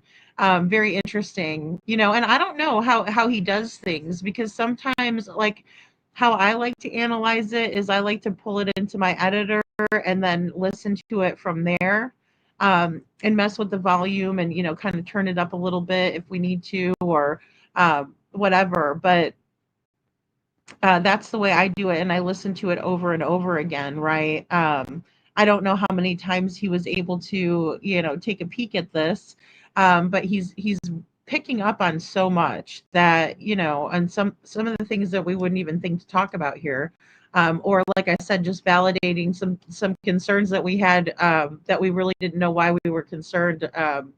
But coming from a parent standpoint, it's different too, right? And we can't always operate off of emotions. Emotions are good, they're good motivators. But I think it's really important to stick to the facts and listen to the experts and hear their opinions. We're not always going to agree, you know. Elisa P says Steve Johnson has been on hundreds of missing child cases in his career. Thank you for that, Elisa P. Yeah, he's fantastic. He really is. He really is. And he's just spot on, you know, just really spot on.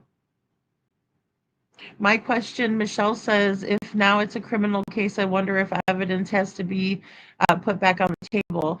Well, I mean, I'm just wondering, the thing is I think that explaining to do if another agency was able to get their hands on Sebastian's case. I think it's always been a criminal case.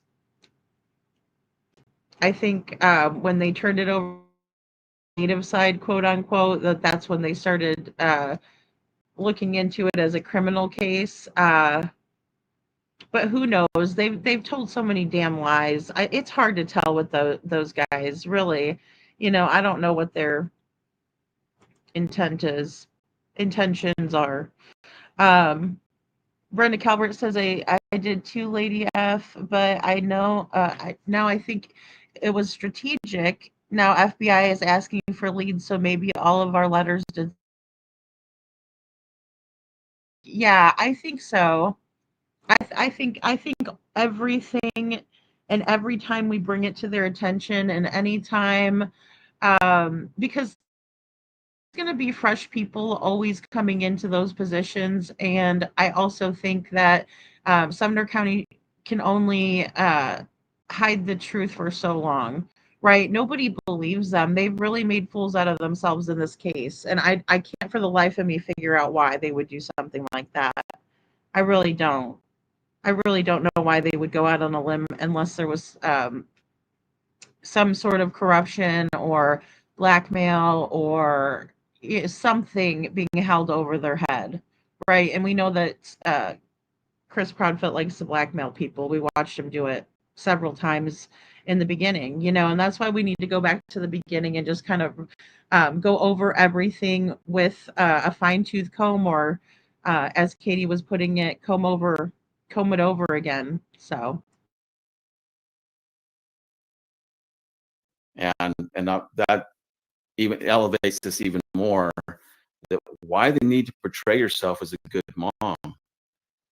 That is something in an analysis, in the analysis field, that we really take note of, that when there's a portrayal of being a good mom, and there are many cases. It's the Summer Wells case, there's numerous missing person and domestic homicide type cases. We see this where there's a portrayal of being a good dad, a good mom, a good guy, and it's typically that portrayal comes in a world where you've constantly been told what you can't do, who will you choose to be when presented with something different? Ask your healthcare provider what could be.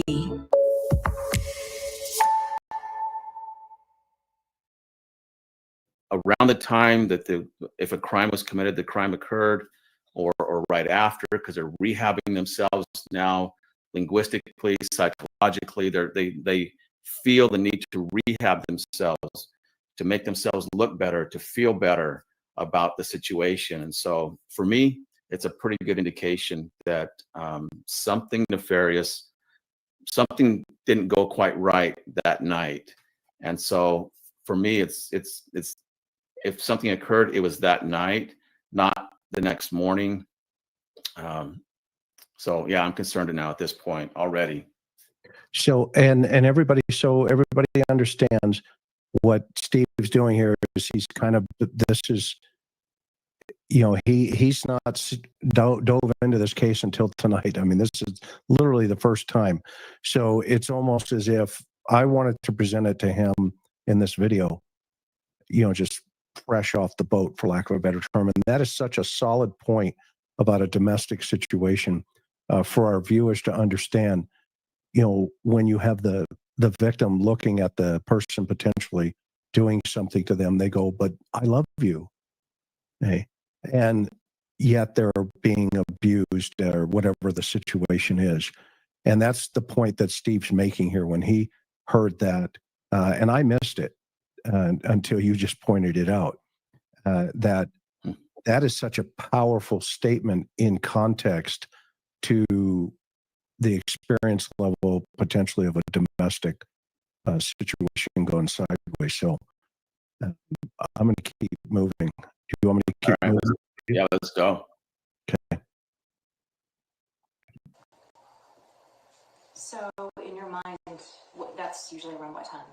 When do you normally wake up? Around 6 o'clock? 6. So were you instantly thinking something's wrong, or were you like, he may just...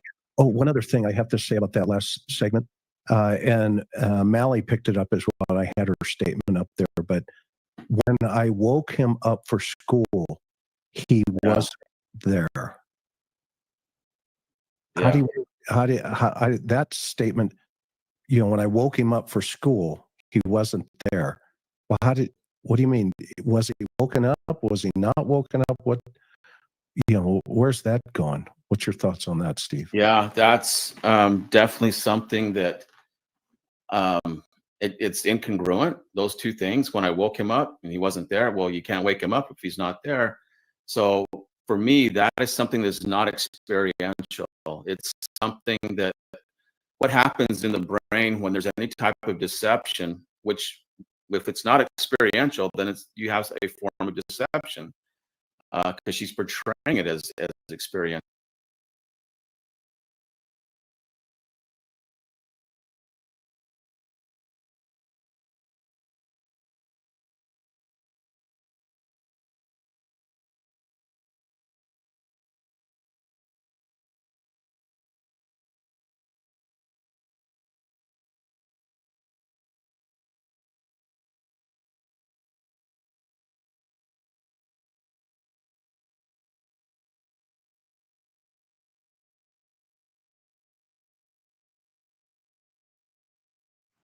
I'm sorry, guys. I went to go get the live date, and I think I might have stopped the playing it over here. I'm sorry about that. I just rewound it. Something nefarious, something didn't go quite right that night, and so for me, it's if something occurred, it was that night, not the next morning. So yeah, I'm concerned now at this point already. So and everybody understands what Steve's doing here is he's kind of, this is, you know, he's not dove into this case until tonight. I mean, this is literally the first time.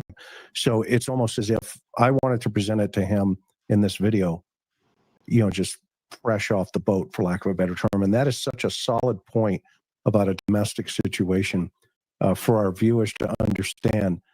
You know, when you have the victim looking at the person potentially doing something to them, they go, "But I love you," hey, and yet they're being abused or whatever the situation is. And that's the point that Steve's making here when he heard that, and I missed it until you just pointed it out. That is such a powerful statement in context to the experience level potentially of a domestic situation going sideways. So I'm going to keep moving. Do you want me to keep moving? Yeah, let's go. Okay. So, in your mind, that's usually around what time? When do you normally wake up? Around 6 o'clock? So, were you instantly thinking something's wrong, or were you like, he may just... Oh, one other thing I have to say about that last segment, and Mally picked it up as well, and I had her statement up there, but when I woke him up for school, he wasn't there. Yeah. That statement, you know, when I woke him up for school, he wasn't there. Well, what do you mean? Was he woken up? Was he not woken up? What?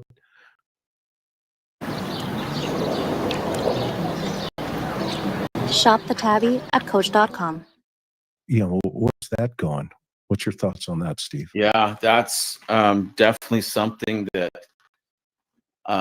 it's incongruent, those two things. When I woke him up and he wasn't there, well, you can't wake him up if he's not there.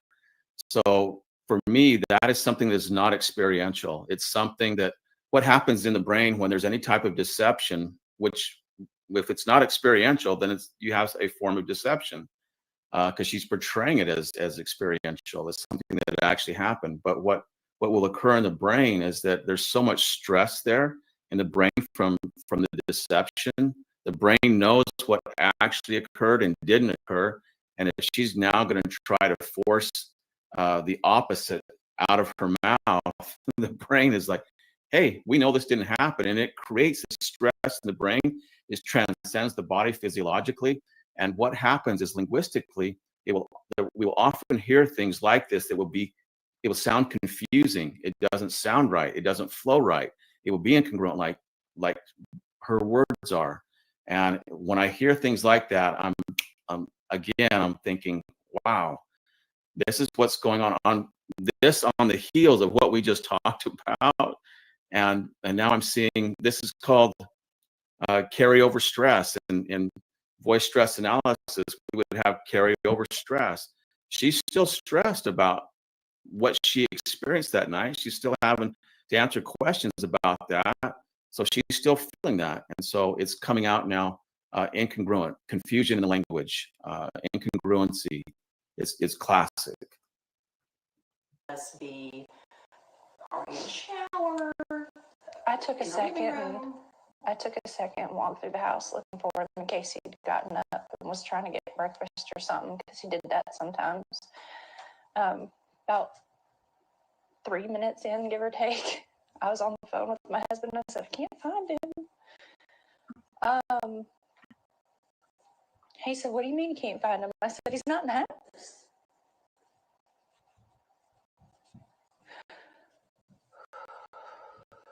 And so at that point, is that when you call 911, or what's going through your mind? While we were on the phone. Let's stop there, Chris. Before CP starts talking, there's some things going on there. Mom is she's indicating that she's certain that he walked out of the house, and I want to go back to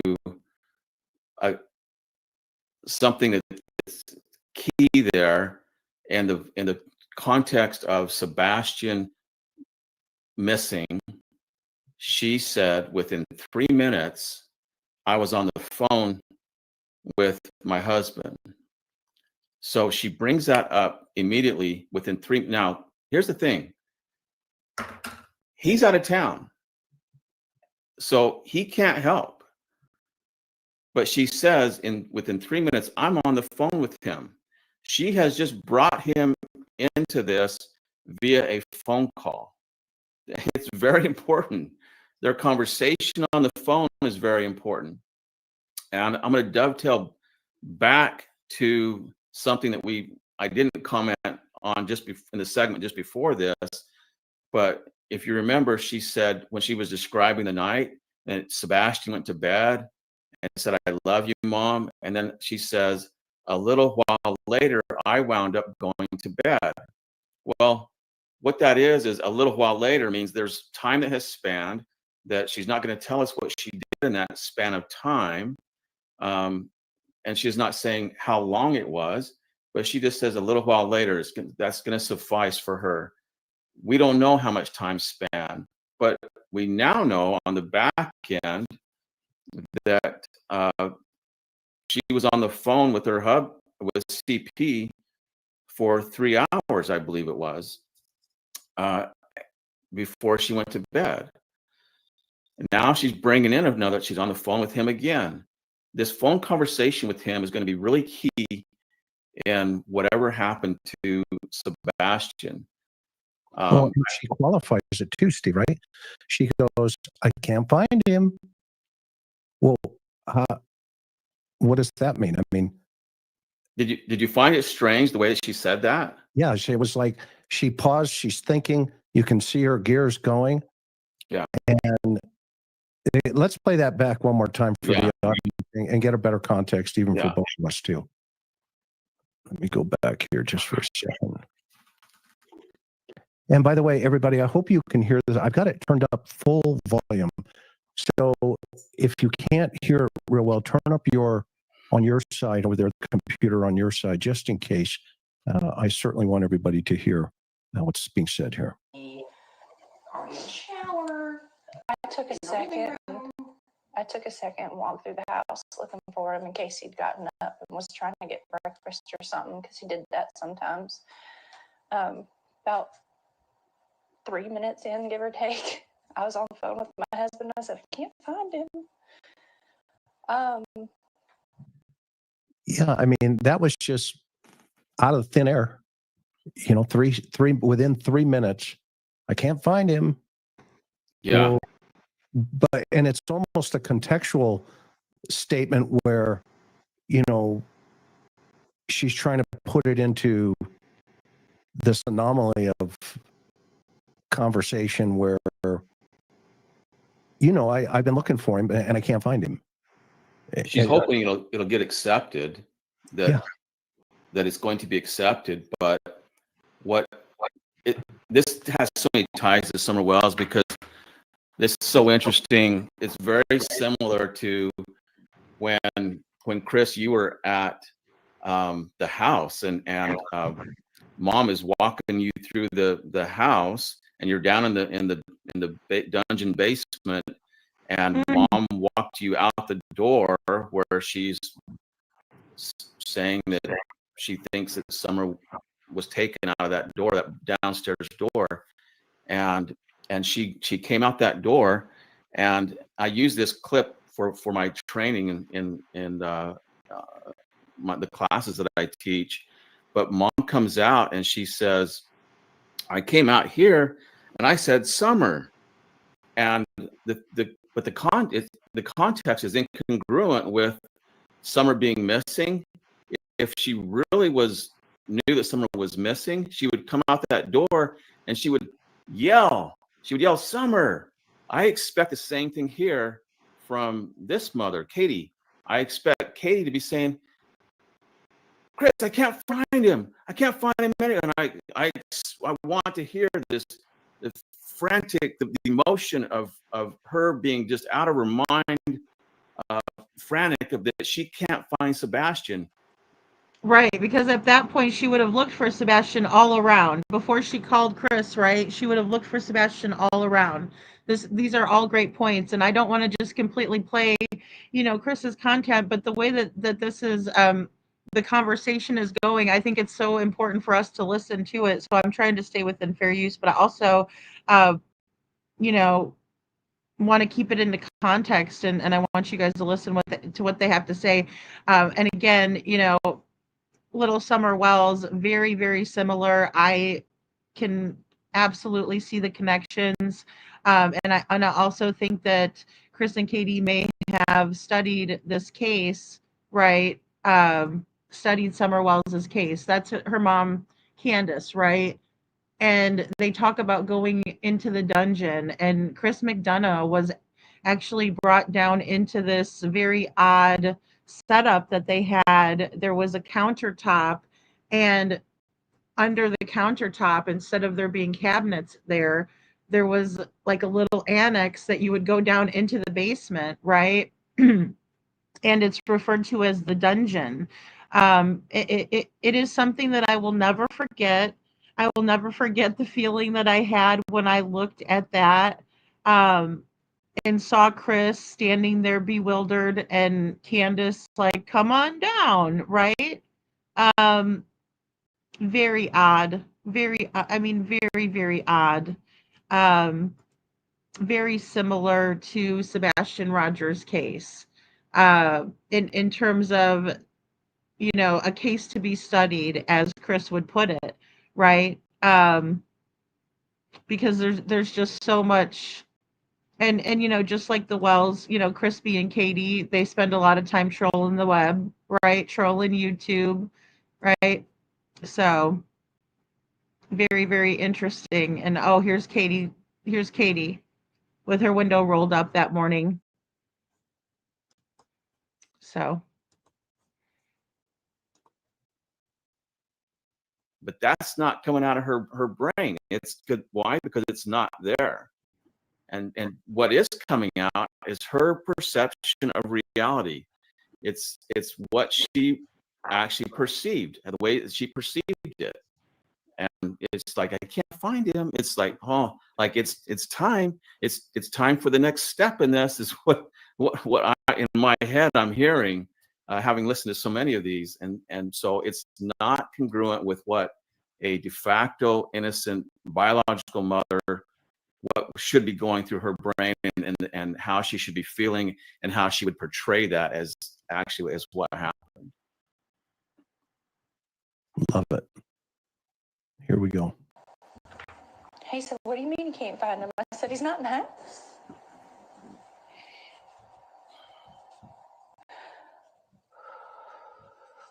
What's your thought on the breathing here? My thought is that it's the same. It's just a continuation of the rocking.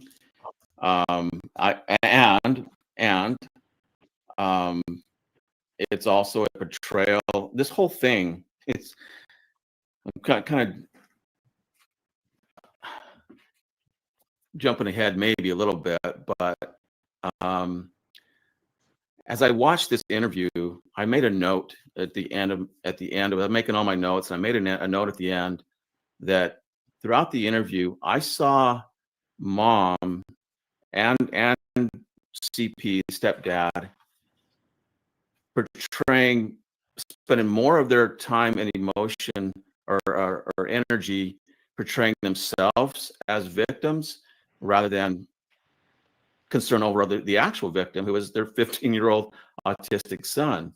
And I think that is part of this breathing thing that I'm seeing here, is that is, it's a portrayal of the emotion, how difficult it is, but I think that it's also combined with nervousness. She's obviously nervous about this. I would be, but what I want to hear is if it's actually, if she's feeling nervous or stressed about her son being gone, I should be hearing, all of us should be hearing the words that correspond to that. We're not hearing that. And so it has to be something else. And so I go to, well, what else would cause that? Well, with everything else that I'm hearing in the language, I'm thinking, this is a nervousness because she is in self-preservation mode. She is trying to not say things that she shouldn't, that might give away what she actually knows. It's just self-preservation, and so she's trying to self-soothe to keep things under control. I believe that it is nervousness, but it's not the nervousness that we should be seeing. It's self-preservation. Yeah, that's interesting. Melly, again, she came up with another good one. It's Lamaze breathing, right? Pant, pant, blow. There you go. So interesting. Oh, snap. That's what we call it over here. That's what it reminds me of, the breathing, right? Breathing technique. Yeah, absolutely, chat. 5 times. Katie is wife numero 5. Oh boy. No, Andrea, they didn't. They didn't. They were all badly abused, in my opinion, and I'm sure his first wife was as well. If not, there was probably issues, and she decided to, get the hell out of Dodge, so to speak. Smart girl. Even Seth said it was. He saw them search the house. So they searched. Yeah, they searched the crawl space. Yeah, yeah, because we've talked about that a lot here with the crawl space. I think with all of the police presence around the area, even if they had done something and put Sebastian, say, in the crawl space, which I hate saying that, but say that did happen, there wouldn't be like any moving him if they searched it, which I believe they did. They would have known, Yeah, I think that's what Katie was talking about, like the infrared technology. But those technologies work with body heat, right? Because it'll pick up a heat signature. Um, they're not that stupid. I don't think they're stupid at all. That's what really pisses me off.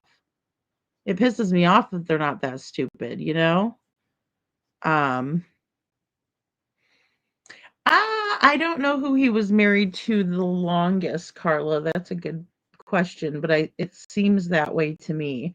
I don't know how long his first relationship lasted, because he was married in the Navy, right, when he was young. And we showed that picture that Bullhorn Betty showed on her channel, and we were laughing our butts off at CP. In the Navy. So, yeah. It's kind of funny, though. Seeing him with the first wife, they kind of looked related. It was a little weird. And then the second wife, we've never seen pictures of her. I haven't, anyway. 3, 4, Nina spoke out, and then Katie's 5. I have seen records that indicate that Chris was horrible and abusive to those women, in my opinion. Yep, Katie's the 5th one. He's working on 6. always, you know. But I think Katie doesn't mind him having an open relationship either. I think there's kind of some type of a weird agreement there. Um, it's none of my business, honestly. And I don't want to know about their, you know, it just makes me cringe to think about their sex life. Anybody's really, we've talked about that. Deborah says she was always given anything she wanted growing up due to her abuse. She was not ever going to give up the lifestyle with CP regardless. Such selfish behavior, in my opinion. I agree with that, Deborah. I think that's one of the big reasons Katie likes the support system that she has, right? She loves it. She's just like the proud feet, right?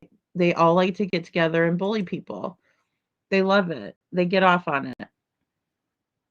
It makes them feel powerful and accomplished to do something like that, you know? And I do think that they're smart and diabolical in a diabolical way. Manipulative, absolutely.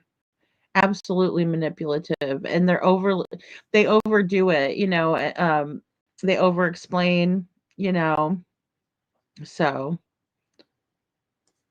yeah, Nina spoke out. Hey, Poppy Love, good to see you. Thank you for being here. Aw, so glad you're here. You know, faces all of their court files are closed, but wife number 3 almost passed away. Yep. They brought her back at the hospital. Thank God her neighbor heard the noise and went to check on her after CP left the house, in my opinion. Yeah, that's what I've heard. Faye and Tina, yeah. Yep. Yep. And they're afraid they're not going to come out, you know? So, yeah, it was a bad deal, is from what I heard. Um, yeah. Yeah, I don't believe anything really, much of what comes out of Terry Lynn's mouth. Yeah, I'm right there with you. I'm right there with you. Yeah. All right. And so at that point, is that when you call 911 or what's going through your mind? While we were on the phone and I was like, is he on the other side of the bed? Did he said while we were on the phone, I was there? I'm going to back that up for a second. Back that up. Yeah. Did I mishear that? Hang on. One, or what's going through your mind? While we were on the phone and I was like, is he on the other? What was that? That's a really good question. Did you hear that? Did you guys hear that? Maybe I'm hearing Did something. you guys hear that? Because I definitely heard that, and I never heard that before. And I was just analyzing these. So I heard it earlier when they brought it in, but I didn't hear it, you know, because I was listening before the show. But I didn't even pick up on that when I was listening to it until after they did, right? So did you guys hear that? It was like he said, he basically said I was there, right? But he said it in a very, you know, low, I was there, right? And I have enhanced the audio again on it. So, but I definitely heard it and I didn't hear it before, which is interesting. So we'll just back it up. It's not the nervousness that we should be seeing. It's self-preservation. Yeah, that's interesting. Mally again came up with another good one. It's Lamaze breathing, right? Pant, pant, blow. There you go. So interesting. All right. And so at that point, is that when you call 911 or what's going through your mind? While we were on the phone and I was like, is he on the other side of the bed? Did he said while we were on the phone, I was there? I'm going to back that up for a second. Back that up. Yeah. Did I mishear that? Hang on. One, or what's going through your mind? While we were on the phone and I was like, is he on the other? What was that? That's a really good question. Did you hear that? Did you guys hear that? Maybe I'm hearing something that I want to hear, maybe, but everybody else weigh in. Just listen to tell me what you hear. When you call 911 or what's going through your mind? while we were on the phone, and I was like, is he on the other side of the bed? The normal places he may be. And I can't make that one out for sure. Yeah, make it out. Yeah. So, yeah. he wasn't. So I was like, okay, well, hold on a minute. And immediately after that, we called the sheriff's department. See, immediately after that, and now he joins the conversation, meaning he joins the event. Right. Yeah, that we is very strong, just like you said. He's in it. But interesting that he only puts himself in it after Sebastian is missing. Before that, she was in it. He kind of left her on her own, and now he's in it. And he said after that we immediately called 911, and that word immediately is not necessary to say. Nobody would have thought to ask. We typically don't think to ask, did you immediately call? Because this is a missing 15-year-old autistic kid who, I mean, there's real reasons to be concerned that he's missing. Nobody would have thought to ask, did you immediately call? But he put that in there, and it's an emphasis on, look, we did exactly what we're supposed to do. We're following the rules. We're doing what we're supposed to do. And I don't like it, actually. for me, that unnecessary, the use of that unnecessary word is a convincer. It's a convincing statement in and of itself that they did what they were supposed to do. And who portrays himself as good people that are doing what they're supposed to do?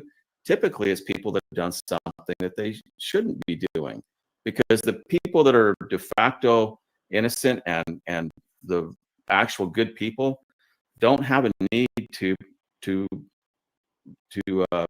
rehab themselves, to bolster themselves, to make themselves appear better. They don't use a lot of unnecessary words like that.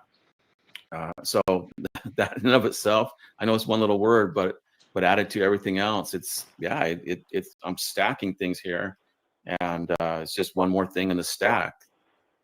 So yeah, I mean, this is in the 3 minute, within 3 minutes, this is part of that 3 minute call.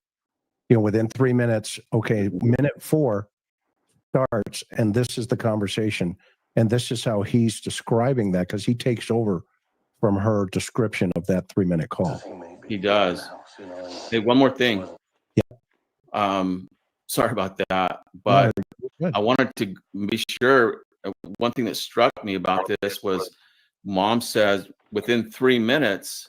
Well, she said, yeah, I took a second. Now she mimicked what the interviewer said to her. Did you take a second? Or I don't remember exactly what the interview said, but she goes, yeah, I took a second, and The interviewer asked Katie if she was in the shower. If she said that excuse me, what the interviewer asked Katie was, when you discovered Sebastian was missing, did you think maybe he was already in the shower, or what did you think?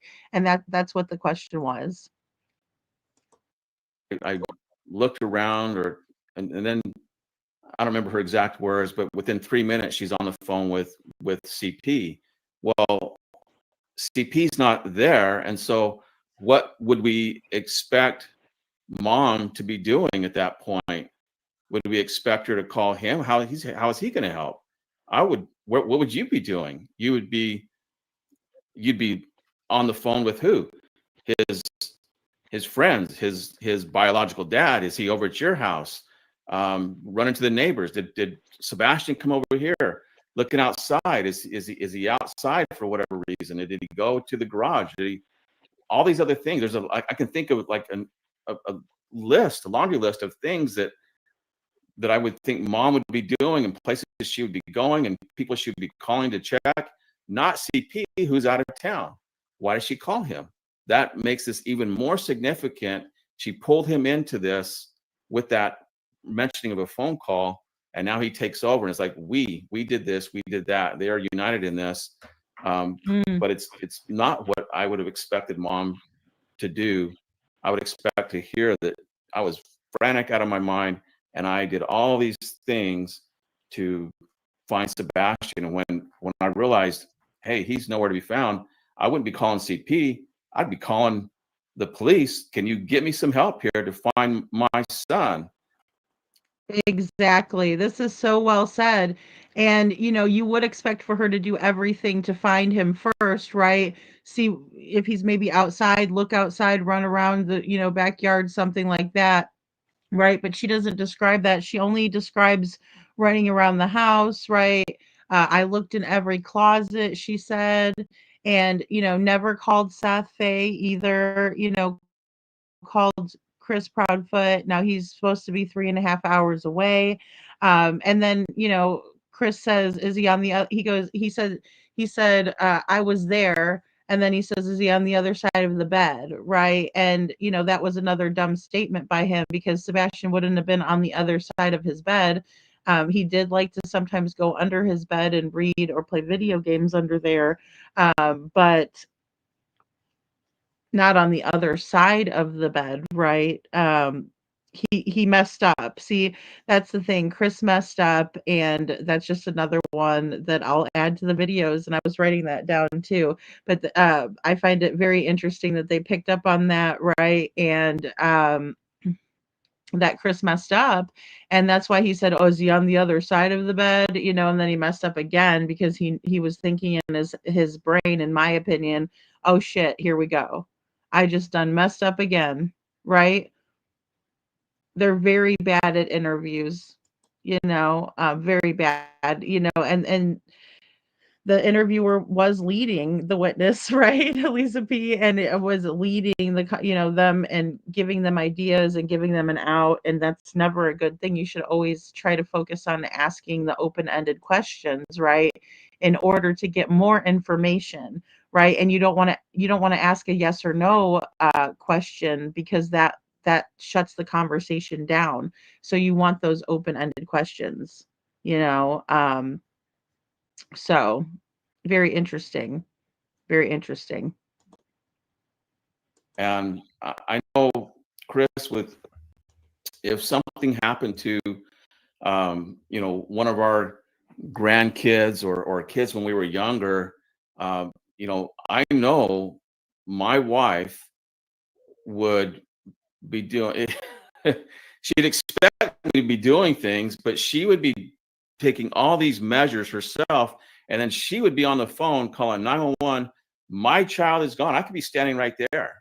And she would still say, my child, my daughter, my son, whatever is missing. And she would take ownership of it. And just assuming I'm there, but you see what I'm saying? Biological mother, there's a real strength there. And I'm just not getting that sense from her. Yeah. And you know what else, to dovetail on your thought there? I hate to say this, but it sounds almost like an overlay of what Candace regurgitated. That immediately I called Don. Yeah. Yeah. And in this, Summer was gone. I called Don. Well, the day I heard that was like a huge red flag for me. It was like, wait a minute, your husband's out of town, in Don. He happens to be out of town. Okay, in this conversation that we're having here, right? Yeah. It just happens to be that both men are out of town the day their children go missing, and in this case, stepson. And yet the stories are extremely similar. The environment's different, but they're very similar. And in this situation where, he starts carrying the conversation here, he takes it away from her for a second, and then he interjects himself into the narrative of that conversation where, here, we look there, etc. And I would love to get this tape enhanced to see if he did, put himself into that search mode with her. But most parents, to your point, mothers specifically, they're going to pick up the phone, call 911. My son's missing. Yeah. I need your help. My son's missing. Okay, well, hang on for a minute. No, hang on. I got to call my husband. Just a second. No, stay on the line, ma'am. Stay on the line. Okay, we have people are en route. I'm going to back this up one more time. And so Emily, is that when you call 911 or what's going through your mind? Well, we were on the phone and I was like, is he on the other side of the bed? See it now when you listen to it again. It sounded like as I was there. Was that I was there on the phone? Was is he present? I don't know. I'm just thinking outside the box here. All places he may be in the house, and he wasn't. So I was like, okay, well, hold on a minute. And immediately after that, we called the sheriff's department and made the report. I ran all over the house, outside, inside. Called the sheriff's department and made the report. I looked in every closet. Within minutes, they were here. They responded within minutes, and here we go. So you said you were on the phone. Here we go. Talk This about connect. This dovetails back into what she said. She called CP and she goes, he's nowhere to be found. Like, what did I say before that? Like, here we go. We're going to the next step, and that's kind of what he just alluded to. Like, oh, here we go. It's the next step. And now they go into all this detail about how many cops were there, and they were all the way down the street. But yet, where was that detail when it came to what she did to find Sebastian? I mean, she did have this little second thought, like, oh, by the way, I did do all these things, but it wasn't in the beginning. It took a bit for her for that to come out of her brain, and we certainly didn't have it when she was describing the day and the evening, all the different things, experiential memory, your last moments with your son, the last day. Those things become very dear to you, and if it's the last day, that something happened to them, they disappeared. You remember those last moments more so than the normal day, and so I'm not hearing it. It's opposite. Yeah, there's a disconnect here. There's a disconnect. That's it. I mean, and my circumstance. I mean, when Karen and I lost our son, I was standing at the teacups with our niece in Disneyland when that phone rang and we got the message that our son had passed from the police in an accident. And I can tell you that is ingrained here and here. I can tell you exactly what emotions came over me and how they flooded my mind, my body. I'm not seeing this. This little boy, 15-year-old autistic son, and they've had 8 days now to process this. 8 days. And, to your point, Steve, I'm not seeing that. It's like, oh, here we go. Let's move. I mean, guys, my heart goes out to Chris McDonough and his family. I can't agree more. And I can't even tell you the countless times. And I mean, there's just too many to count, where people have said that very thing, that have lost their children. And it's heartbreaking, in my opinion, to listen. And then it's got to be even more infuriating watching these two clowns, in my opinion.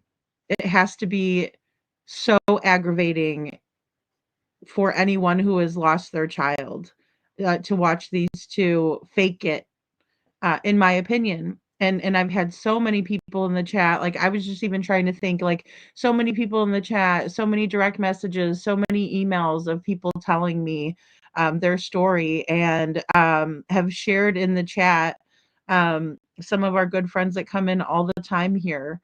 And yeah, it hits differently, right, when you know that feeling. And for Katie to say, oh, I wouldn't wish this on anyone, and it's immeasurable, and all of the crap that she pulls out of her ass, when really she's just being manipulative. In my opinion, she doesn't feel that rush of emotion because she's lying. So, pointing, I appreciate Chris sharing his um, experience and lending that to us for this purpose is a really admirable thing, in my opinion. We got things to move. And he's a former military guy. He's a former Navy guy. So for him, maybe it's like, saddle up, let's move. We got things to do. Could be. And Click here to make your very own monster unadapted mind, where monsters. but Chris, as you're describing, you remembered you were at the teacups when you got that news, and I'll bet that what flooded your mind was your last conversations with your son, the last time you were with him. I bet that was like forefront in your mind. Yeah. And I didn't believe it because he was just at our house, earlier, and it's gone. To your point. So you're right. I mean, here, it's just like this disconnect. There's a big disconnect here, and it's troubling. It is troubling for me too. Called the sheriff's department and made the report. I ran all over the house, outside, inside. I looked in every closet. Within minutes they were here. They responded within minutes. Okay, guys, one little thing I just noticed is that whenever Chris said that he called the sheriff's department, right, and reported Sebastian missing, Katie, then she started talking about, oh, I looked in every closet. I looked in every closet. Yeah, she cut Chris off, or was trying to, because she didn't want anybody questioning why they didn't dial 911, in my opinion. And I'll play that back really quick.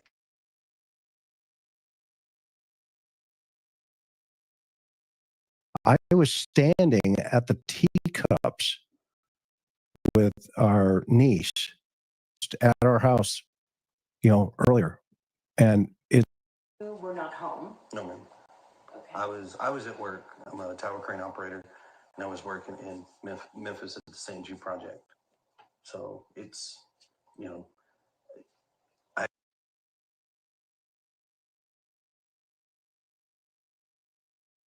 I mean, you remembered you were at the teacups when you got that news, and I'll bet that what flooded your mind was your last conversations with your son, the last time you were with him. I bet that was like forefront in your mind. Yeah.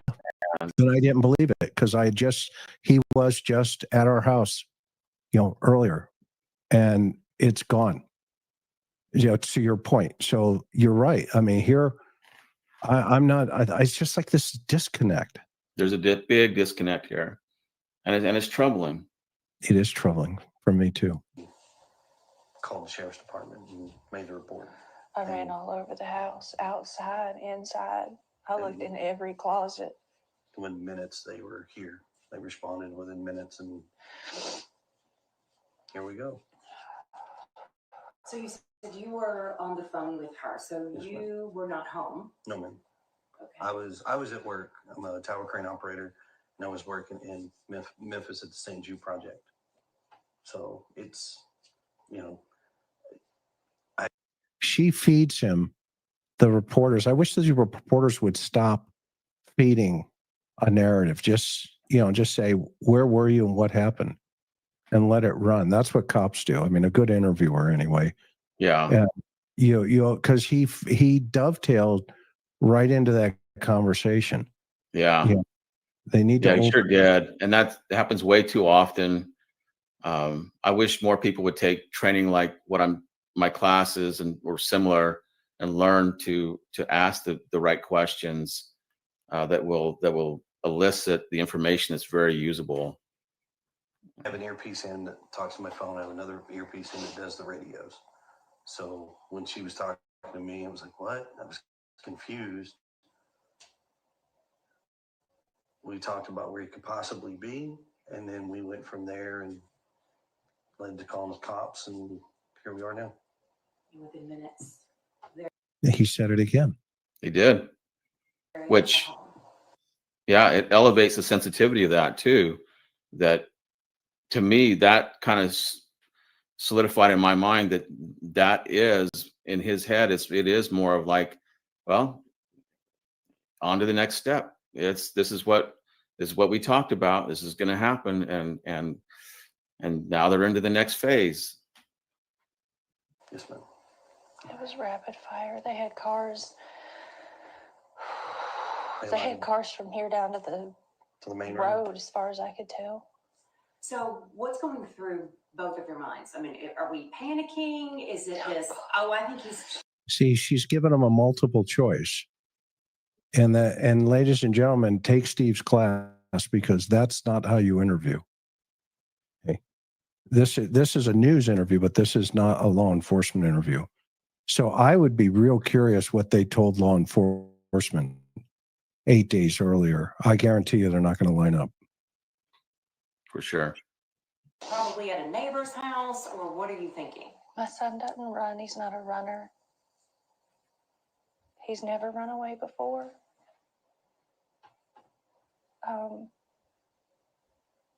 And guys, I just want to say that she didn't ask her that. She was saying, did you think maybe he could have went down to a friend's house or something like that? And she just says, oh, he's not a runner. Well, she was just asking about a friend's house, not necessarily a runner, right? Just, was he at a friend's house maybe? This is a news interview, but this is not a law enforcement interview. So I would be real curious what they told law enforcement 8 days earlier. I guarantee you they're not going to line up. For sure. Probably at a neighbor's house, or what are you thinking? My son doesn't run. He's not a runner. He's never run away before. I don't know why. I don't know why he walked out that door. I mean, he's a good kid. Hold up, Chris. Let's talk about that just for a second. I know we got a lot to cover here, but she asked him specific. The reporter asked specifically something to the effect of, what's going through your mind? Are you thinking he's at a neighbor's house? I mean, she offered that possibility to the parents. And what did mom go to? She went to him being a runner. Well, she said, my son's not a runner, but I'm wondering why, out of all the possibilities, are you going to, he's not a runner? And then she says, he's never run away before. It tells me in her mind, there's no other possibility other than that he ran away. And it's, again, very similar to Summer Wells. They had their narrative. They had this, and Summer Wells' parents knew what happened, that somebody came up on their property and took her. And Chris, you and I, from all our investigations, we know that in a case like this, you don't know. You don't know if did Sebastian walk out? Did his dad come and get him? Was he lured out by someone else? Did possibly did he get internet access that we didn't know about? Did he, a friend? Did he go to a friend from school? There's so many possibilities, but yet they're not getting off that. And so she says, I don't know why he walked out that door. So she's telling us that's the only possibility, that he walked out that door. There's nothing else on the table. That's the only possibility. And it's just, again, incongruent. It shouldn't be that way. It's not what we expect. Yeah, totally agree.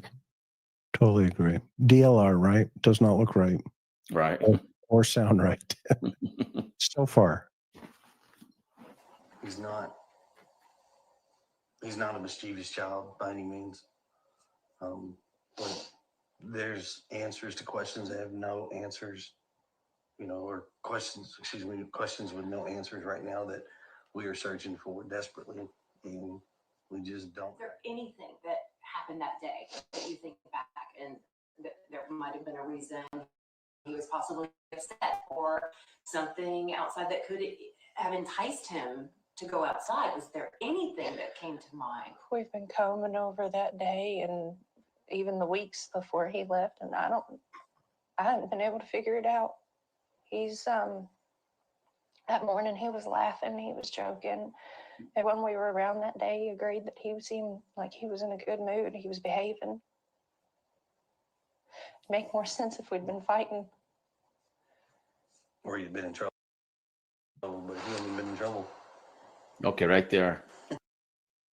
So, interesting that mom says he was in a good mood. He was behaving. Again, a subtle reference to the times that he's not behaving. And I get it. You know, he's a 15-year-old boy and autistic, and I'm sure it's a handful. But when they're missing, it's very common for the negative things to not be at the forefront. They take a back seat.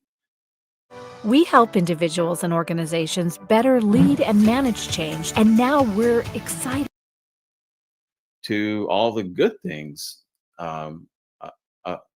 about the child. And so here she brought it to the forefront, but she said something to the effect of, I don't remember the exact words, but even all the people, all that we know or whatever, agreed that he was in a good mood.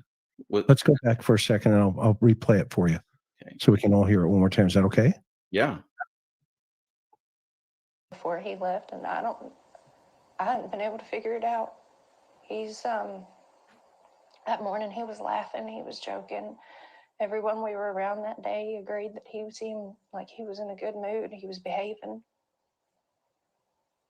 It'd make more sense if we'd been fighting.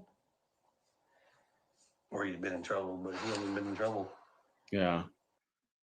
So interesting that even all the people that we'd been around agreed that he'd been in a good mood. It's that agreed is it caught me by surprise, actually.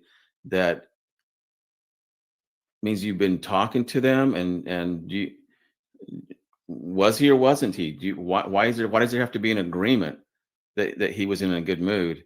To me, this is more of a narrative building type of situation, building the narrative that he was in a good mood, that he was happy.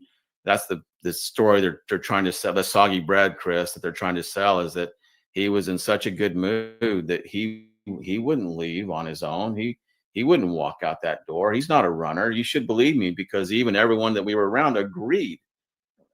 So if you didn't believe me before, you should agree now, because everyone else agrees that he was in a good mood. You see how they're building that narrative, and she's selling it.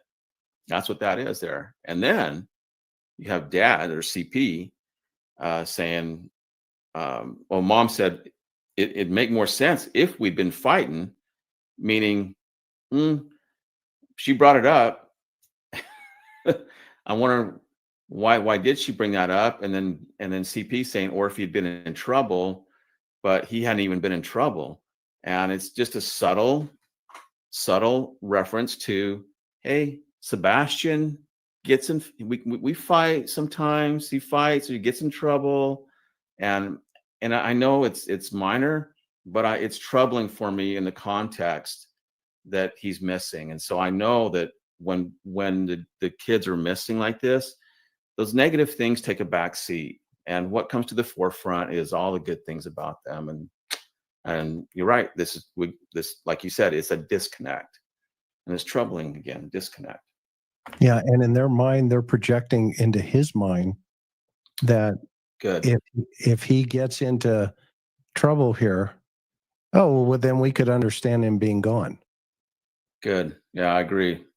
You know, because what they're doing, right? I mean, they're transferring everything into Sebastian's mind of, you know, but then they project him as, well, he doesn't get in trouble.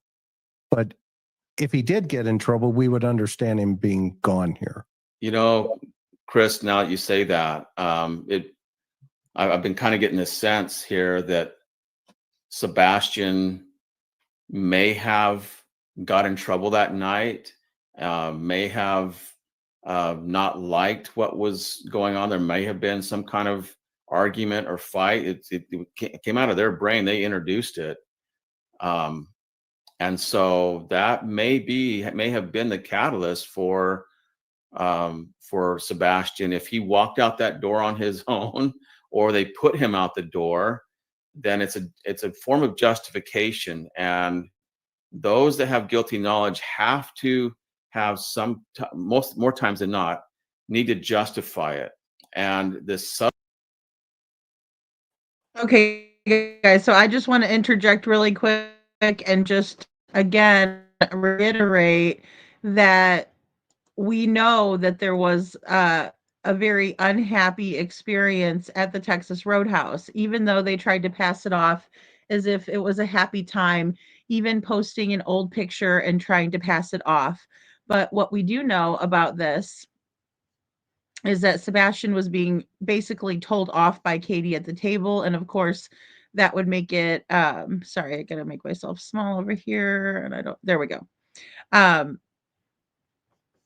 And this is what really transpired at the table. Katie basically scolding Sebastian. So we know that there was something there. And now that we know this, right? And now that we saw this, we've known this since December of 2024. But back in May, when they did this interview, they didn't know this, but somehow they were intuitive enough to pick up on it. And that's because they are experts in their field. They are experts in their field. So I just think it's just so valuable. And I'm so grateful to have this to share. So. Implication or inference that Sebastian got in trouble, would fight, would misbehave. Those little inferences now are becoming even stronger to me, that it was a good chance that night that she portrayed, that day she portrayed as the normal, that he was behaving. I told her I loved you, told my mom, he told me that I loved you. I love you, Mom. I'm thinking that it was probably, I mean, I'm not 100% there, Chris, but I'm pretty close, that it was probably just the opposite that night. And there was probably an argument, and it's something that didn't go well. So I still don't know. Did Sebastian walk out on his own? Was he put out? Was he taken out? You know, I don't know. I can't say that, but I'm not liking what I'm hearing here. No one likes it. So, I mean, the $1 million question, why did he go? And the other $1 million question is how. What about social media? Hold on. I'm glad I think because I stopped it too. Go ahead. That might have been, should have been your tagline for this show, the $1 million question. What, as I heard that, I thought, well, the $1 million question is, where is he? Where is he? But Dad's $1 million question, or CP's $1 million questions are justification questions. Well, why? Why did he go? And how did he go? In his mind, there's no question of where is he. That really is the $1 million question, but not to him. It's how can we justify this? That's the $1 million question. Yeah, and the shrug. It's like, yeah, yeah, done. Yeah, okay. And here we are. After the 3-minute call. Right. You know, here we are. Now they're 8 days into, well, that's the big question. Yeah. Here we go. I don't like it. Yeah, same. Is there anything that, anyone he could have contacted? I understand he was somewhat of a gamer, or what was he? There was a video game he loved, right? Minecraft. He loves Minecraft. The game that he has is not online. He has the Switch. we don't, because of how social media can be, he doesn't have accessibility to communicate with folks On the internet. on internet. I mean, we have a firm belief that we just don't feel that right now that he's capable of having that kind of responsibility. So, I mean, his phone is locked down, his computers, his gaming. He doesn't have a gamer tag. He doesn't have online capabilities with games. I mean, We've combed every electronic.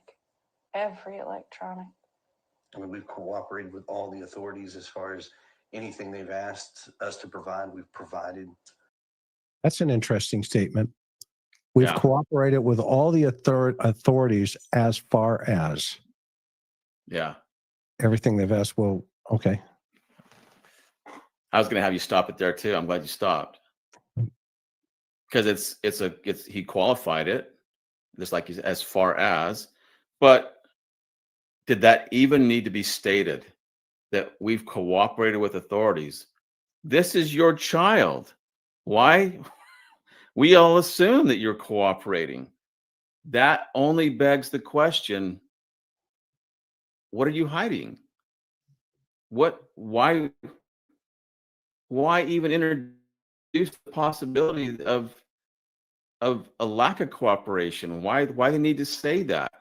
It's not necessary to say. We just expect you're cooperating. Of course you're cooperating. No one would have thought to ask, and now we're asking. Wait a minute, that's a head scratcher. Is there a possibility you're not fully cooperating? And now you break it down even further. Like, well, you just qualified your cooperation as far as. So it begs the question: are you hiding something? Well, and that's to dovetail into your thought. It's interesting. They go from what the likes are of the Sebastian. He likes to play Twitch.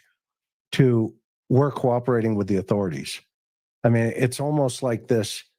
He jumped into a different train track immediately to tell everybody, well, we've let them have access to all of the information in their, our computers and his computer, et cetera, et cetera. But what's interesting is the authorities have said that nobody's been cleared. And that unfortunately includes them. And they said that at the 2-month mark. So maybe that's where the concept of as far as has a little more weight and a little more power.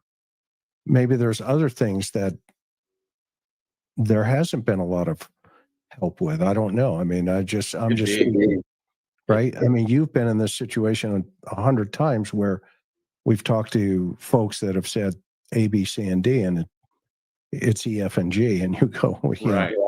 I'm not buying that yet. This is actually the fact that he said that is a statement to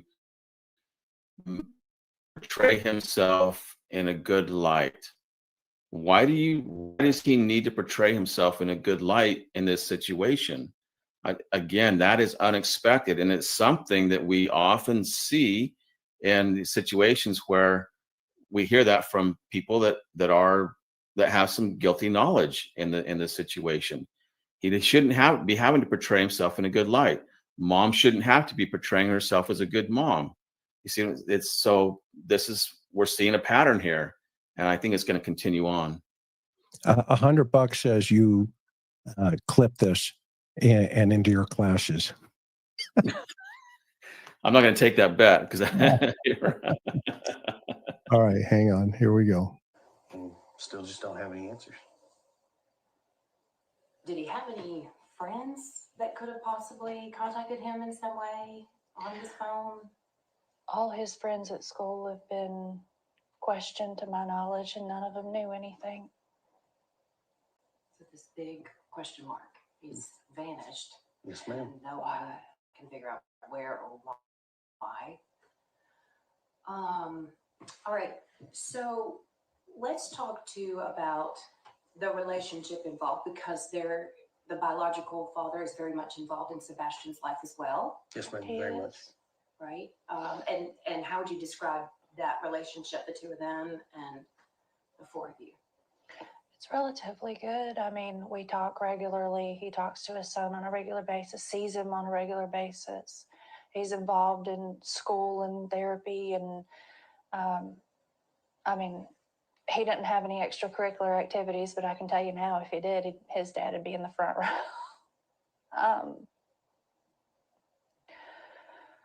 In two different households, and the communication between the three of us is great. I mean, yes, we're just like every parent.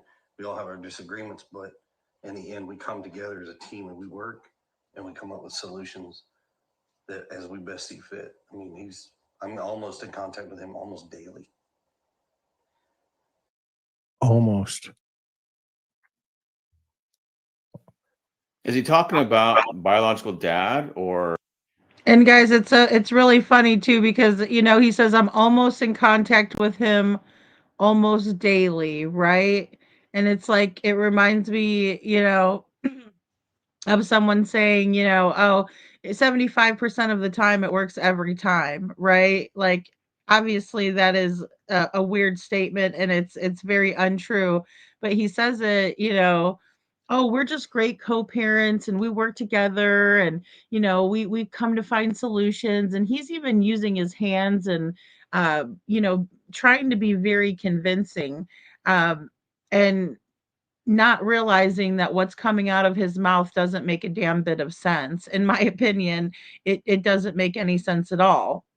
You're in contact with him almost daily, but excuse me, almost daily, but you're not in contact with him about where Sebastian can be. We learned later of all of the crap that Seth had said and pulled, or excuse me, Chris had said and pulled on Seth, um, back then. But they're up there singing his praises. Um, this is the one with the bites, yeah, on his arm, and you can see him if you zoom in really clearly. It's so bad. You could really see them. Um, Oh, absolutely, Retha, definitely. Yeah, we're kind of going back and going over this interview, combing over it, just trying to kind of find more. And I really like the perspective from the experts. So yeah, this was Hey Jude had recommended this one. She said that one's a really good one. You might want to review that. And I started listening and I'm like, oh yeah, we need to review this tonight. So but I'm going to be putting out some more little micro um, instances that we found here, and then also, uh, just the ones that I've picked up on, because you can pick up on so much from their body language in these. And this interview in particular, same thing with Nancy Grace. There's a lot of body language going on when they show themselves. What did Tina say? What does SF know? The other and yeah. Yeah, it's okay. You're in good company making fun of Fishy over here. So, here we go. For Yeah. Sebastian, He's biological talking dad. about the father. Yeah. Which is an interesting description there because he's letting her talk, which is good, right? Because her ex, yet he kind of colors in number 5 on the painting, with blue. Right. Everything's great, use paint number 5. Everything's perfect, but later on, it just unravels. I mean, the two are ready to strangle one another. Well, and again, this is a continuation of him portraying himself as a good guy. I communicate with him almost daily. It's more of that portrayal, and I get it. I'm going to give him a break, because I want to hear about good relationship, but it needs to still be contextual and still. I want to hear more things, but most of what I'm hearing is CP kind of like rehabbing himself, if you will, for whatever reason. Maybe he's been lambasted a little bit in the media up to this point. I don't know, but he has a need to portray himself as a good guy, which is, again, troubling. You shouldn't have to do that. Yeah, the whole clarity of focus, to your point, should be on Sebastian. I mean, what the heck is going on here? There's not this, 8 days later, it's almost as if it's like, okay. I mean, 8 days later, and and I've in our situation, and I only speak from personal experience of, I can't believe this. This can't be happening. Right. It's like this fog of life, and here it's like, yeah, all of his friends have been interviewed, nothing. We turned over, blah, blah, blah. I don't know. I love the soggy bread. I'm not buying any soggy bread right now. Right. I think we have a soggy bread emoji too, everybody. Let's talk about Sebastian. And she keeps feeding them a narrative. Yeah. The reporter.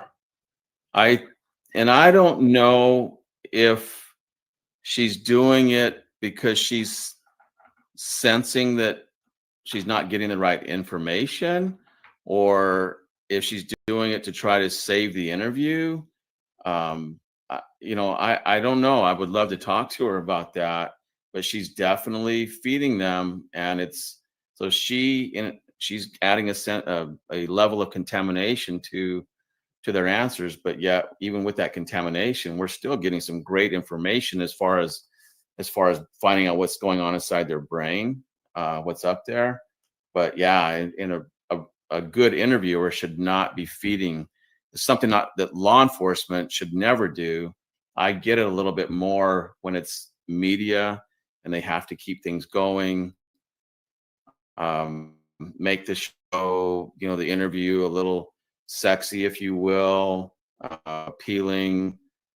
So she's trying to save it, I think. But I get the sense that she's not hearing what she wants to hear from parents of an autistic child that's missing. So Ava says that she lives in the neighborhood. I don't have a confirmation on that, but I believe you, Ava, if that's what you say. That would be also interesting. But here's the good news: is they were interviewed by the police long before the reporter. So hopefully they're taking notes. Yeah, for sure. About Sebastian, how would you describe him? Sweet, stubborn. He loves to help. He loves running, and he loves to play his games and his fidgets and Uno. Lord, that's one of his favorite games right now. Favorite color is green. Does he love music? Oh, God, he loves music. An eclectic taste. Eclectic. I mean, from, as everybody knows, Eye of the Tiger to Eddie Vedder. Oh, yeah. Oh, yeah. So we got Pearl Jam on one hand. We've got Survivor on the other over here. We've got Taylor Swift, and He's got a big crush on her. I mean, country, rock, no classic. hip-hop. We don't allow the hip hop. Well, he doesn't really get I say into it rap anyways. and things.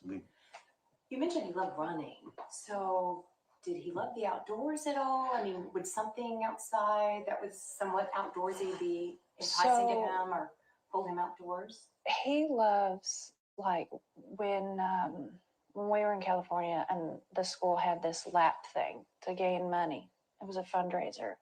And every year I did this many laps. I did this many laps. I mean, I've got T-shirts where they would write on his back. Every time the kids went around, they'd mark a mark on the back and they'd keep running. And he just had marks all the way across his back. He likes playgrounds. He hates being dirty. He don't like being dirty. Yeah, he's not your tomboy style child where he goes outside and plays in the mud. He loves animals, but he's terrified of bugs. Oh, yeah. Wow.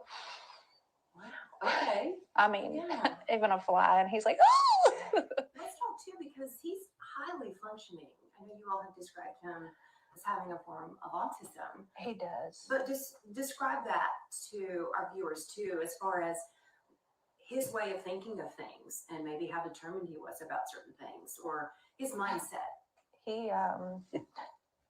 He's got a stubborn mindset. If he believes it's this, He gets on a one-man track and he is just on it, and he is all about it. but I mean, he's very smart. He's I mean, smart. he can play chess. He can beat adults in chess. Wow. And He loves playing games. What about navigation? Like, did he have a sense of direction? Do you think he could have possibly even hitched a ride or gotten a ride on a bus or some sort of transportation?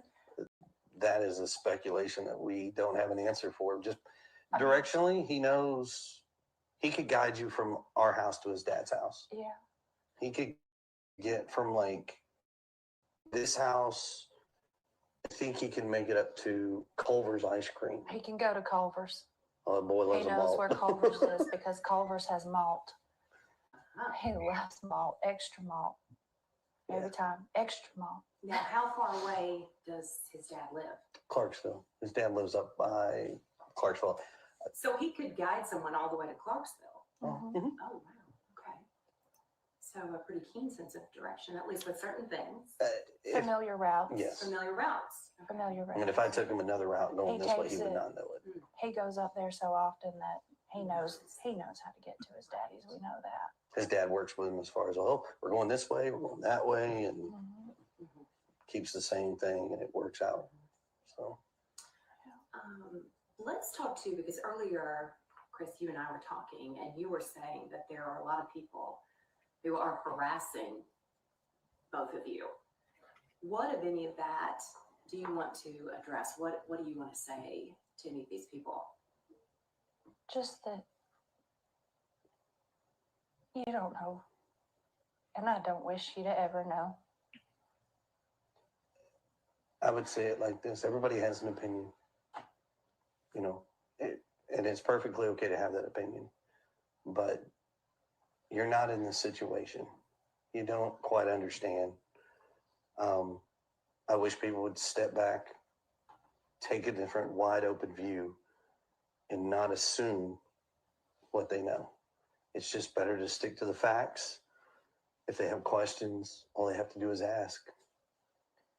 And I pray genuinely that no one ever goes through this. Hey, Chris, that's, I don't know, the fourth or fifth time I think that she said, you know, something to the effect of, I hope or pray that nobody ever has to go through this. And again, we've kind of talked about this before, but it is focus on herself and not Sebastian and what he's going through. So it's just, that's kind of like, because she keeps repeating it, it's, to me, that is what she has in her head is what is the soggy bread that people are going to buy, the reporter's going to buy. It's going to sell her emotion. And so she keeps repeating it, but it's void of what Sebastian is experiencing. I still haven't heard that. I've heard some things that he's, you know, that he liked, and his music and all the things that he. Oh boy. Because there are breakdowns in your area, there are drivers in your area. Likes and but not what they're feeling about him at this current time and what he's experiencing at this current time. I still haven't heard any of that, and that's exactly what we should be hearing from, you know, de facto innocent parents. Well, and I agree with you 1,000%, because what they're doing is they're buying empathy from the story. Yeah. To the community. It's like, I mean, how many times have we had that guy walk in, you know, with a buddy and say, you know, Hank, wait here, I'm going to go talk to the detectives. And then in the middle of the interview, Hank says, or the interviewee turns and says, well, if you don't believe me, go ask Hank. He's Right. he's in the living room. And so what he's doing, what they're and just my opinion at this point, she's buying empathy to everybody watching this story to say, you see, there's nothing to see here. Nothing to see here. Move along. Everything is cool. Oh, yes. So everything is cool. Just nothing to see here. Everything's cool. Let's move right along. Moving right along. I want to bring this in here. Give me 1 second here, guys. And I want to show you this. I pulled this in earlier, and I wanted to save it for tonight and review. Let's see here. Yeah, this is good. Here we go. And this is, whoop, hold on. Let me share this over really quick. So just bear with me.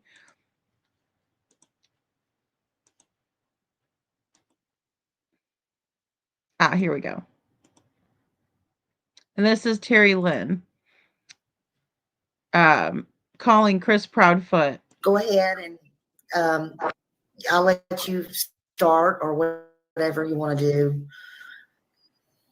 So there's time too. Do me a favor. I got to drop out of this. I got to make a phone call real quick, and I will be back. This is my call. I don't care. I don't miss this phone call because it's my daughter. No, you go ahead. Come back and hang tight. Give me about 5-10 minutes. I'll be right back. You're fine. You're fine. We'll be here. Is that good? You're okay. Hold on. Hello? That's me. I'm gonna knock you off for a minute. You just come back when you're ready. Okay. So I think he's on mute. Okay. So Katie, that'll clarify that side of the question everybody's been asking.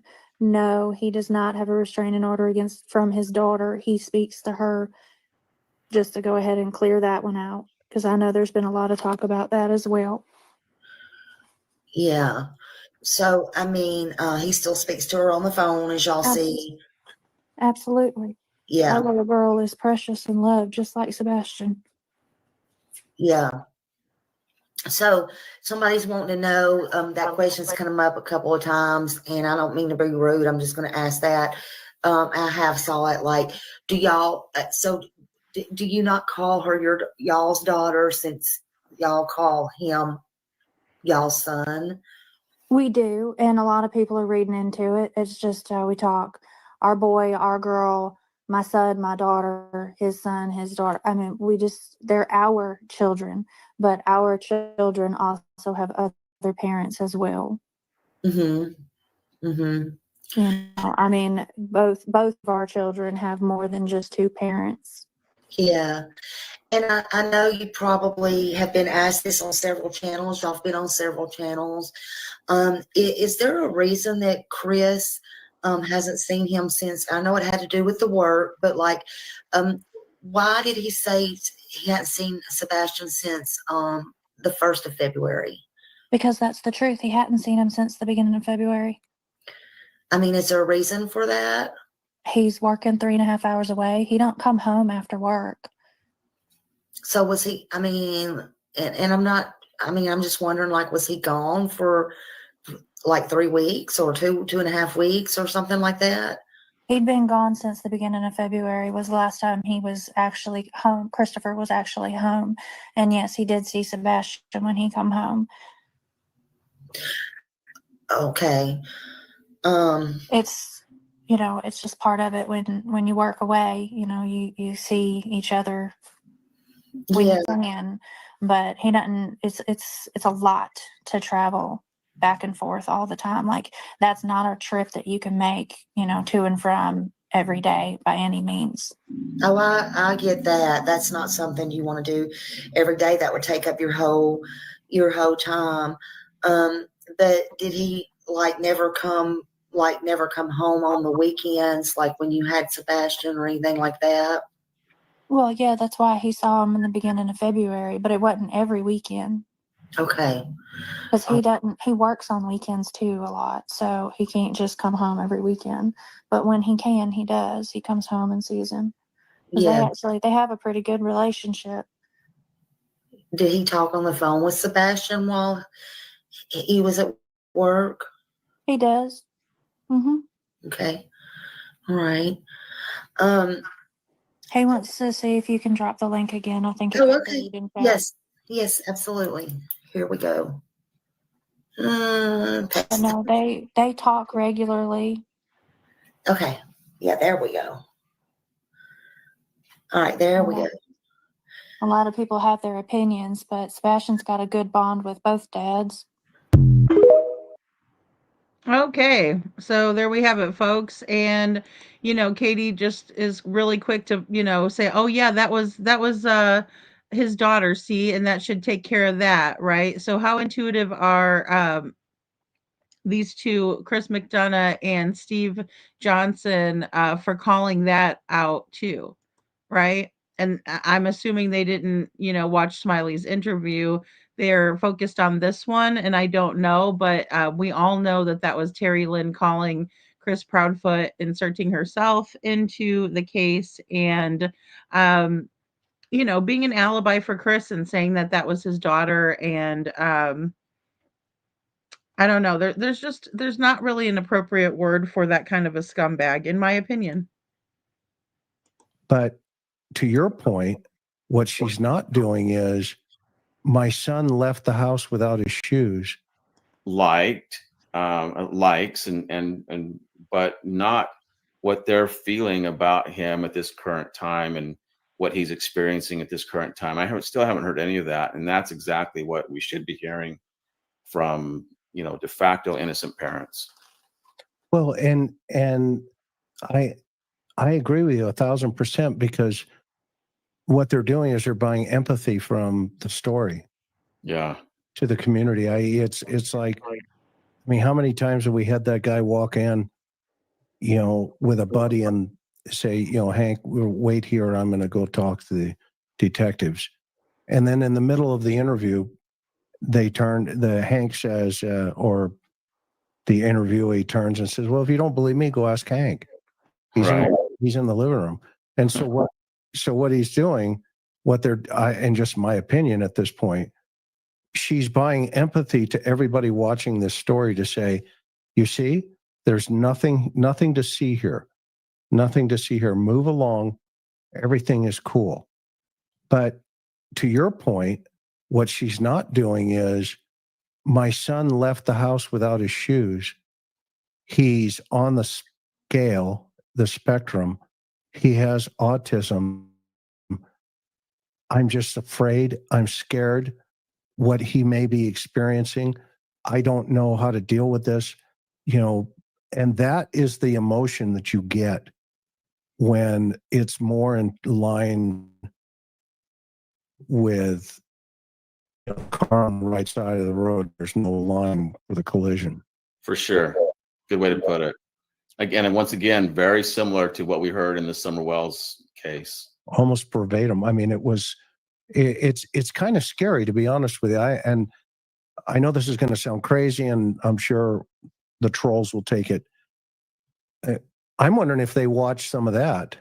I was thinking that earlier. I was wondering that same thing. I just didn't say it, but I wanted the same thing. You would think if they watched some of that they would have learned how not to do things. But human nature is a funny thing, and that even people that, well, let's say, I'll mention this once in a while in my classes, that I'm teaching you about detecting deception and other information in the language. And even those that learn how to detect deception. Some moms want to build income from home. They just don't want to post, pitch, or be online all the time. And that's exactly. They can't stop it in themselves. So even someone that's trained, they go out and commit a crime, they some kind of infraction or whatever, and then they're questioned about it, because that human nature is so it's so strong in the way the brain works, that the same thing is going to come out of their mouth. They're going to give away all the same clues of deception. They're going to say all the same things that and those as the people that they've been studying how to detect deception, you can't stop it. It's just the way that the brain works. And so here we go. Even if they have studied it, they can't change it. They can't change the narrative. They don't know how to. And very few do. And it's very difficult to actually change the story enough to make it believable. They can't do it. That is so interesting. Your brain will not let you lie. The brain is hardwired not to lie. Isn't that interesting? I think it is. And I think it speaks volumes, and that's why we're seeing such an awkward interview, right? Because they're obviously lying, in my opinion. They're being deceptive, but their brains aren't letting them. So we're seeing all of these micro expressions and all of these little nuances coming out, and are very noticeable because their brain is not allowing them to be deceptive. Oh, here's an interesting comment. In their very last YouTube interview a few days, they mentioned summer many times. Oh, Well, no kidding. Wouldn't that be interesting, right? Wow. I wonder what the context is. Is it, and they went through it too? Let's see here. Katie. And guys, I just want to say this. That is what prompted me to think that they based, and what, well, I will just back up. What they're referring to here, the person that just made the comment, was the Queen Bee interview, in my opinion. Them talking about the Summer Wells playbook, right? Going by the Summer Wells playbook, and they actually talked about Summer Wells several times during that interview, which prompted me to ask the question: did CP and KP use the Don and Candace playbook? Because they mentioned Summerwell several times in the Queen Bee interview. And there's proof of that out there. So again, they're just not very convincing. And I do believe that they uh premeditated and planned this out, in my opinion. And that's why we're seeing so many similarities and patterns. It's tough to deny it, especially if you go back. Excuse me, especially if you go back, you will find that some of the things that were even stated are so similar. It's uncanny. It's really uncanny. Um,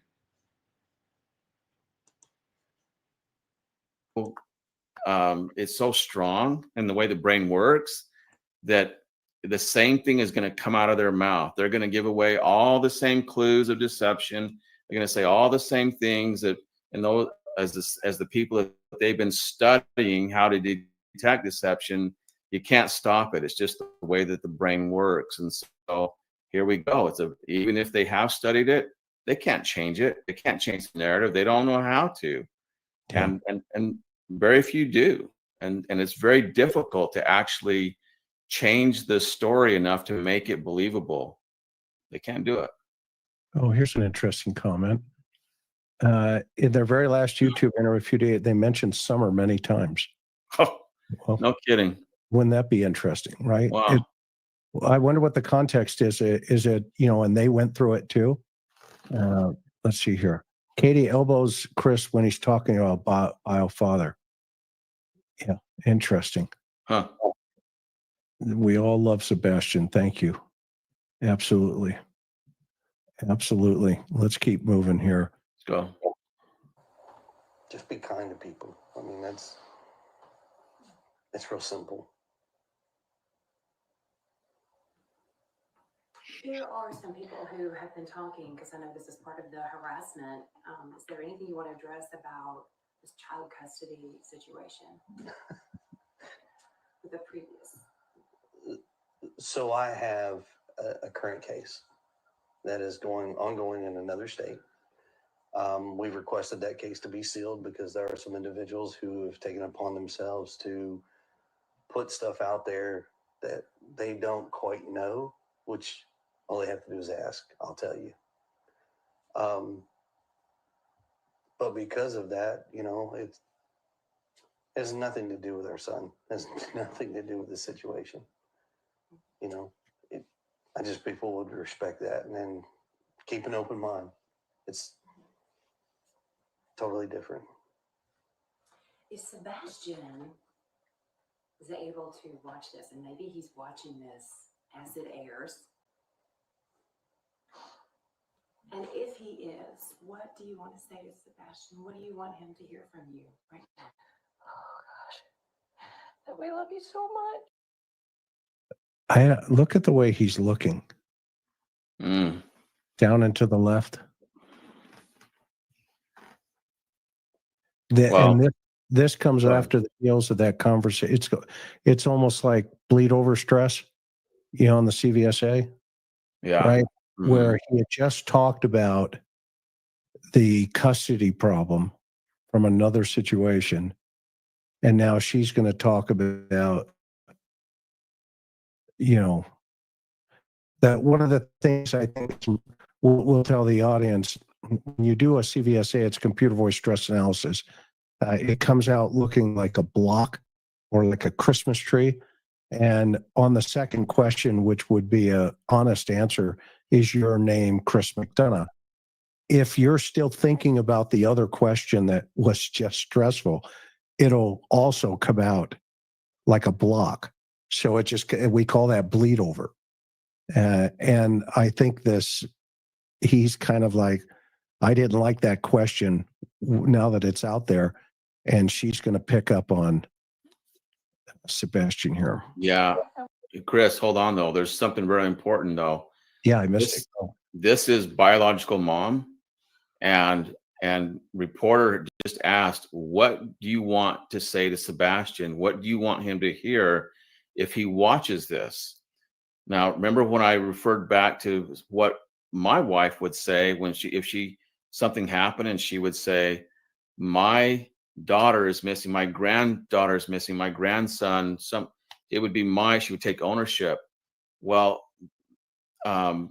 listen to what she said. She didn't say to Sebastian, I love you. She included CP. She said, we love you. And what this is it's something that I don't expect to hear from biological mom. I want bio mom to say, honey, I love you, and come back and you know, loving mom. And he's going to come home to loving mom. But she is aligning herself with CP, with her husband. He's the stepdad. And I'm not quite sure why she's doing that. But for whatever reason, she needs to associate herself with him. And it takes me all the way back to the phone call in the morning right away, called my husband. And the night before, when she skipped over time, she goes, and a little while later, I wound up going to bed. Well, in that time, she had a 3-hour phone call with CP. She's on the phone with him a lot during this situation, instead of finding Sebastian. And here.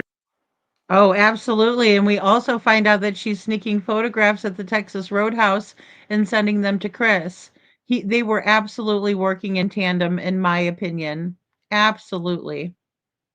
Again, I don't know exactly why she's aligning with him, other than if what I'm hearing in her language is correct, that she has, there's that disconnect, which kind of would indicates, not kind of, but it does indicate some kind of guilty knowledge on her part. She doesn't want to be in this alone. It's like she's grabbing him, like linguistically, psychologically, she's grabbing him like, we're in this together. We love you. And she's using that we, and it's a very strong pronoun. She's unifying herself with him at that point in time. Interesting. I'm going to go back just for a second and play that through. I missed that completely, but you're spot on this. It's interesting. Totally different. If Sebastian is able to watch this, and maybe he's watching this as it airs, and if he he is, what do you want to say to Sebastian? What do you want him to hear from you right now?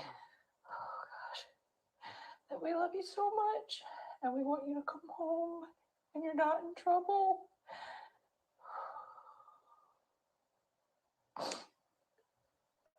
I guarantee you he is loved.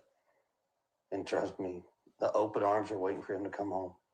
From every parent to every family members to probably everyone in the community. But there's no malice, so we just want our boy home. Huh. So somehow we missed the we thing again, but what he just said there, it struck me too, is why does he have to guarantee that he's loved? That's more of that language is there to convince. It's like, well, of course he's loved. We expect him to be loved. Why do you have to guarantee that he's loved? Nobody said he wasn't loved, right? Nobody ever said that to him. I guarantee you he's loved. Right. Exactly. That's just all that does is it begs the question, is he really not loved? That you now have to go out of your way and exert this energy and the words to convince us that he's loved. To me, it's an indication of something that I would hear from parents that are either abusive or neglectful, or a parent that is abusive or neglectful. It came out of his mouth. So I'm just thinking that, I don't think that he really loves Sebastian. I guarantee that he's loved. For me, it screams out, there's a good chance that he's not loved. And on top of that, everything that came before this, Chris, him portraying himself as the good guy, mom being in self-preservation mode, portraying herself as a good mom. This all is leading towards it's stacking and shaping into the language of parents that are either neglectful or abusive. Yeah, remember in high school where you'd go, yeah, sure, right? I love that part where this is such a serious question about what do you want if he's listening, and the response is, I love this part. Hang on. Yeah, it's no sense. I'm going to go back a little bit more real fast. Do is ask, I'll tell you. But because of that, it has nothing to do with our son. It has nothing to do with the situation. The old, what was the movie where, so there's a chance then with, what's it saying, Dumb and Dumber? Oh, so, right. Yeah. What are the odds if we can go out? Right? 0. So there's a chance. I just people with shoulder shrug and keep an open mind. It's totally different. If Sebastian is able to watch this, and maybe he's watching this as it airs, and if he is, what do you want to say to Sebastian? What do you want him to hear from you right now? Oh gosh, that we love you so much and we want you to come home and you're not in trouble.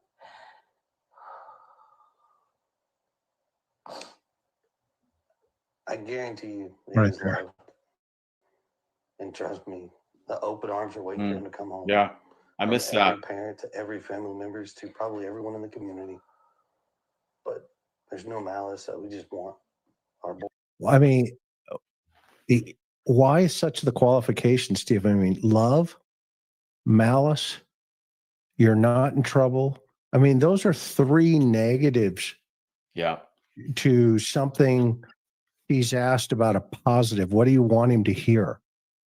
Okay. And she gives 3 negatives. You're not in trouble, et cetera, et cetera. What's your take on that? Is that's what you were saying a couple of minutes? That's exactly what I was saying. Well, and I also want to come in and say, there's no malice. No one said there was any malice. He's bringing up all of these concepts on his own. No one once said that there was any malice, and malice towards who or whom are you speaking of, Chris? And it's more indicative of abuse. Say, Sebastian, what do you want him to hear from you right now?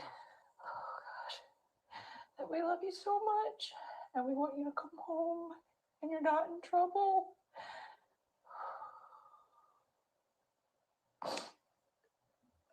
I guarantee you that Right he's there. loved.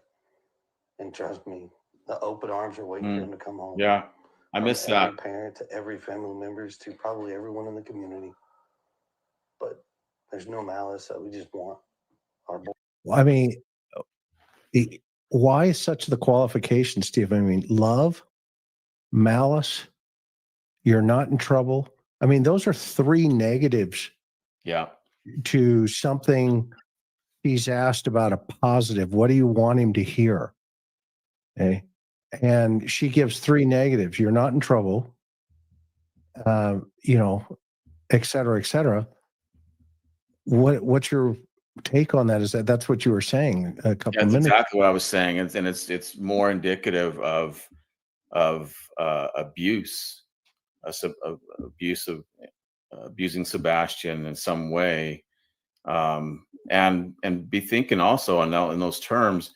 They brought up, I guess this is the second time now, and I can understand saying, "Hey, honey, you're not in trouble. We just want you home." I get that, but when you have this in the context that with all these other things, it begs a different context, and it's more the language of abuse than it is of "we love you, we just want you to come home."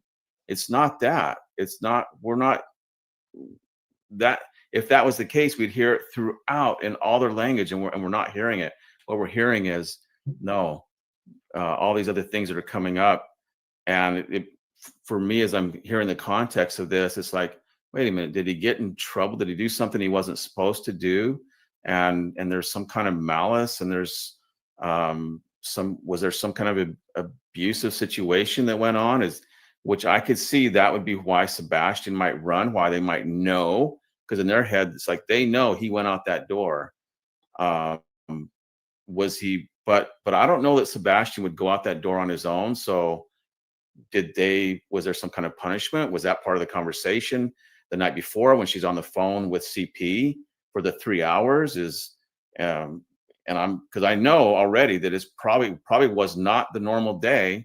She doesn't remember those. She can't articulate linguistically what happened during that normal day, all those things that you would remember, the last moments. She can't articulate those things. Why? Because she doesn't. They're the things that it's opposite of a loving situation, the opposite of a normal day. Instead, she's trying to convince that it was. And so I'm wondering now, was there some kind of the CP tell her, hey, do this to quell the situation, make him behave. And I don't know. It's just pure speculation at my point on my part at this point. But that certainly could be a reason for Sebastian leaving. There was something abusive going on there. And when I say abusive, I mean, there's different levels of abuse in it. And guys, I just want to come in too, and obviously we know now that it happened right at the restaurant. It didn't even happen behind closed doors, and who could have imagined that would have happened right there at the restaurant? We would see that unfold right there, and Sebastian being belittled and treated like crap and abused right there on camera at the Texas Roadhouse at the table. And excuse me, in my opinion, excuse me, in my opinion, that's what we see.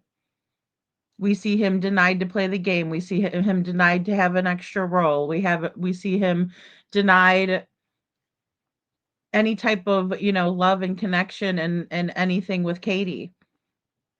Right there in plain sight. So they were spot on, and they said something happened the night before and we don't know what, because Chris and Katie were telling on themselves through their statements alone. Through their statements alone, this is what they've come up with, the experts, right? But we never could have imagined that that happened right at the Texas Roadhouse for everyone to see. Everyone was thinking that something happened after the Texas Roadhouse, but it was brewing. It was brewing way before they got back to the house, in my opinion. A child with autism, it might only take a minor incident of abuse that makes him think, hey, I'm not staying here. I'm, to be afraid enough that he goes out the door despite. But I don't think in my mind, as I say that, I'm like, no, I don't think he would do that, because he's afraid of the dark. He doesn't like being dirty. He's going out without his shoes. He's afraid of bugs. That doesn't make sense. So if he went out the door, and I'm pretty certain it happened at night, not in the morning. It was night. When she's saying he told me he loved me, that's probably the time that he went out that door. Whether she put him out the door to make him learn a lesson or what, I'm not quite sure, but it's shaping up to be in something like that. That's kind of what the language is saying. Well, I mean, how many times in patrol would you roll up on a call like this? And if it's a runaway, 15-year-old runaway, right? And you get there, and the first thing you hear the parents or the mother say is, no matter what your name is, everyone has something to protect. For Sarah Knight, it's her family. If she had to go back to work, we got in a fight last night, and he's gone. I don't know what, did I do something? And you hear this self-loathing guilt and blame that the child left the house, and in this case, that's not what's happening here. She's now reiterating, as a final or a really important statement. She's given the opportunity. What do you want him to hear? And she relays these three negatives. You're, this and that, and you're not in trouble. And it's like, man, I hope TBI, I really hope that she said to TBI in the very beginning, like we just talked about there for a moment, that, hey, at 10 o'clock, I heard a thump. I went to check him at, 6 a.m., yada, yada. I'm not going to give them any more clues, because they're going to adapt to it after this call here, or this show. They will. And that's the norm. And also the other thing too is, you mentioned that she heard a thump at 10 p.m. It's interesting because it's very, very common for a guilty mind to incorporate some portion of the crime and to put themselves at the scene, to put themselves on the road, to put themselves to, they heard that, and it's more times than not, it's something that was spoken or heard, or seen. I'm sorry, seen or heard, and this is she heard something, and I can't tell you how many times that a guilty mind has linguistically then put themselves in the moment of the crime by saying, I heard something or I saw something. So I think that's what's going on there. That 10 o'clock time frame is, I think, going to be pretty key. I'm leaning more towards, I'm not going to give an opinion yet, but I'm leaning more towards the mom than the stepdad here for a moment. Not that I'm saying, not that they couldn't have done. I think she could have done something independent of him at this point. And if I was investigating this case, my opinion would be, at this point, I'm going to really focus on mom for a minute here. Mm-hmm. And, maybe he gets the phone call. Maybe he did get a phone call. It's kind of like, the other situation. And now they're building up. What's going to be interesting is see the relationship dynamics, because these types of cases like this, unlike Summer's case, and I think you would agree, Steve, a child, of that age, 4 or 5, versus a 15-year-old, because in 3 years, let's push it where Summer's at, and even today, in 3 years, he would be 18. And so that narrative is going to be a lot more difficult to control because he's going to show up somewhere in the environment, social, whatever. Because once he hits 18, the law says you're an adult. So they only have 3 years to play a game if they're going to play a game. Yeah. And they need to be thinking about that, because that's going to determine how much pressure is going to be on the two of them for the next 3 years in terms of their relationship. If they split, I'd go right to Chris and say, let's talk. Let's talk. Yeah, that would be the best thing for this case, actually. Oh, that would be the very best thing for this case, in my opinion, but I really don't think they're going to, because they have too much dirt on each other and they're thick as thieves and they're in it together. They very much so are. Otherwise, something would have cracked, in my opinion, especially because, in my opinion, Sebastian wasn't the cause for the breakdown in the relationship. It's Chris's narcissism, in my opinion. But I agree with you that, and I haven't made any, I don't have a firm opinion on this, but I agree that mom should be looked at, but I can't get away from the history of abuse on CP's part. And if there is abuse going on here, very good chance that mom Katie is being abused in some way, even if it's verbal, mind control, codependent on Chris in some way. I mean, how many cases have we seen where a mom or girlfriend or somebody will do something because the spouse or the significant other is making them do it, or they're afraid of what the spouse will do if they don't do this, or they've been given the ultimatum that I'm going to leave you if Sebastian doesn't leave the relationship, if he doesn't find another home, if he stays here, then I'm gone.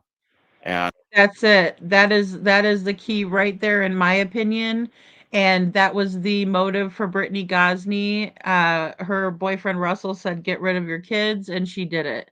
I believe that, in my heart of hearts, that is what happened here. A culmination of everything, right? The custody battle with Faith, the fact that Chris just outright didn't like Sebastian, right? The burden that he posed, the competition that he posed for Katie's time and affection, in my opinion. Absolutely. Absolutely. So,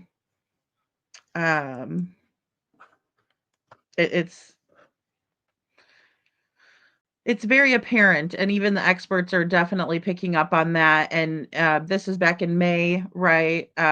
Going over the interview from Sebastian being missing for 8 days, and it's just very apparent that they're covering it up. They're covering it up, and they want us to believe that Sebastian left on his own, but in reality, it was because of that the ultimatum. In reality, it was because Chris said, "It's either him or me." In my opinion. And that's not uncommon. And so either way, it needs to be focused on mom here, but reasons why could be because of what she's experiencing in her relationship with CP. Just speculation. Great point. But a la Chris Watts, with the girlfriend. Yeah. The family goes or I go. Yeah. Susan Smith. Yeah. Yeah, there's a lot of cases like that. Yeah. That's a great point. She's coming up for parole, by the way. Yeah, I know. badly. But That mama's heart, I know it's daddy's too, but I feel like there's always that extra special bond. Can you walk us through what you're thinking right now? I just want my baby to be okay. I don't know where he's at. I don't know where he's at. Now, I don't know if I'm seeing this in my mind, but did that reporter sound like she was tearing up, a special bond with mom? Yeah. And is that going to be an emotional mirroring, that Katie's going to pick up on here? Well, it could be. I mean, there's definitely cannot take that off the table, and that certainly is. It kind of depends on Katie's personality. Is she one that tears up easily? Does she, when she feels emotion, does she tear up? I mean, I know people that don't tear up to save their life, never. But yet can be very express emotion, but you don't see it in them. So it could be. It kind of just depends on her personality there. But along those lines and what she just said, interesting that why did she choose the word out of all the things that she could have said at that point in time is, I don't know where he is. I don't know where he is. And she repeated it. I don't know where he is. I have a couple other cases that I often profile in my classes where that same verbiage was used, and one in particular by a fiance, a guy that killed his fiance. She was pregnant with his baby, and he was asked in a press conference, describe your last moments with your fiance, and he paused for a long period of time, and he said, I don't know where she is. Just like, it's like the telltale heart, that old Edgar Allan Poe story, telltale heart. It just, so much guilt. It's just, that's just what comes out. And what's just pressing on their mind, that what they do know. And it comes, I don't know where he is. And anyway, it reminded me of that. And with everything else that we've seen in this case, I just wonder, does she know what happened to him? Wow, what a fantastic analogy that was, and just spot on. And this is what we've witnessed from Katie, right? We've seen it over and over and over again, but it's just so profound in the first two interviews, even when we don't see her face. Um, just really a great catch there. Great analogy, puts it into perspective. I want the case taken over absolutely, Faye. KJ Mack makes a great point here. We are designed to pick up on emotional responses, and I picked up very little from these two in any interviews. I think she doesn't know where he is because she didn't take him in the car.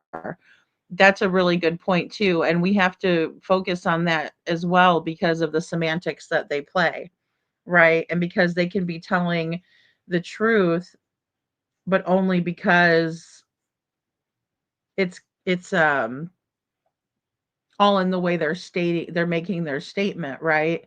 um Very interesting. I don't know who would be able to do it, Poppy, with that. I know, Poppy Love is talking about the audio. Now, I could definitely hear Katie, in my opinion, in that audio, but I can't really make out what's being said, you know? But Poppy Love says there's someone with a YouTube channel that has equipment and knows how to pick things apart. He's been working on the shot sounds of the Charlie Kirk's assassination, and I can ask him to try and see what he can be able to discern. That would be fantastic, Poppy Love. Absolutely. Thank you so much for doing that. I think that would really help a lot, and it's just so hard. I just I it's hard with the audio because it's just so hard to make out, but with the program that I use, I just wouldn't be able to kind of take out the white noise from the background enough. But if there's an expert, that would be so wonderful. That would be fantastic. Hey, Dawn Emery, good to see you. Thank you for being here. So,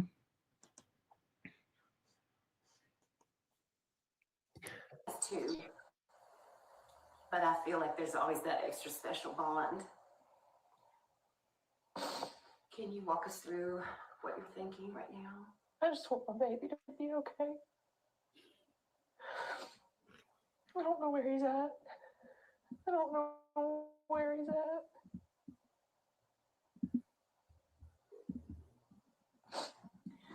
Let's talk about the community because I want you all to know.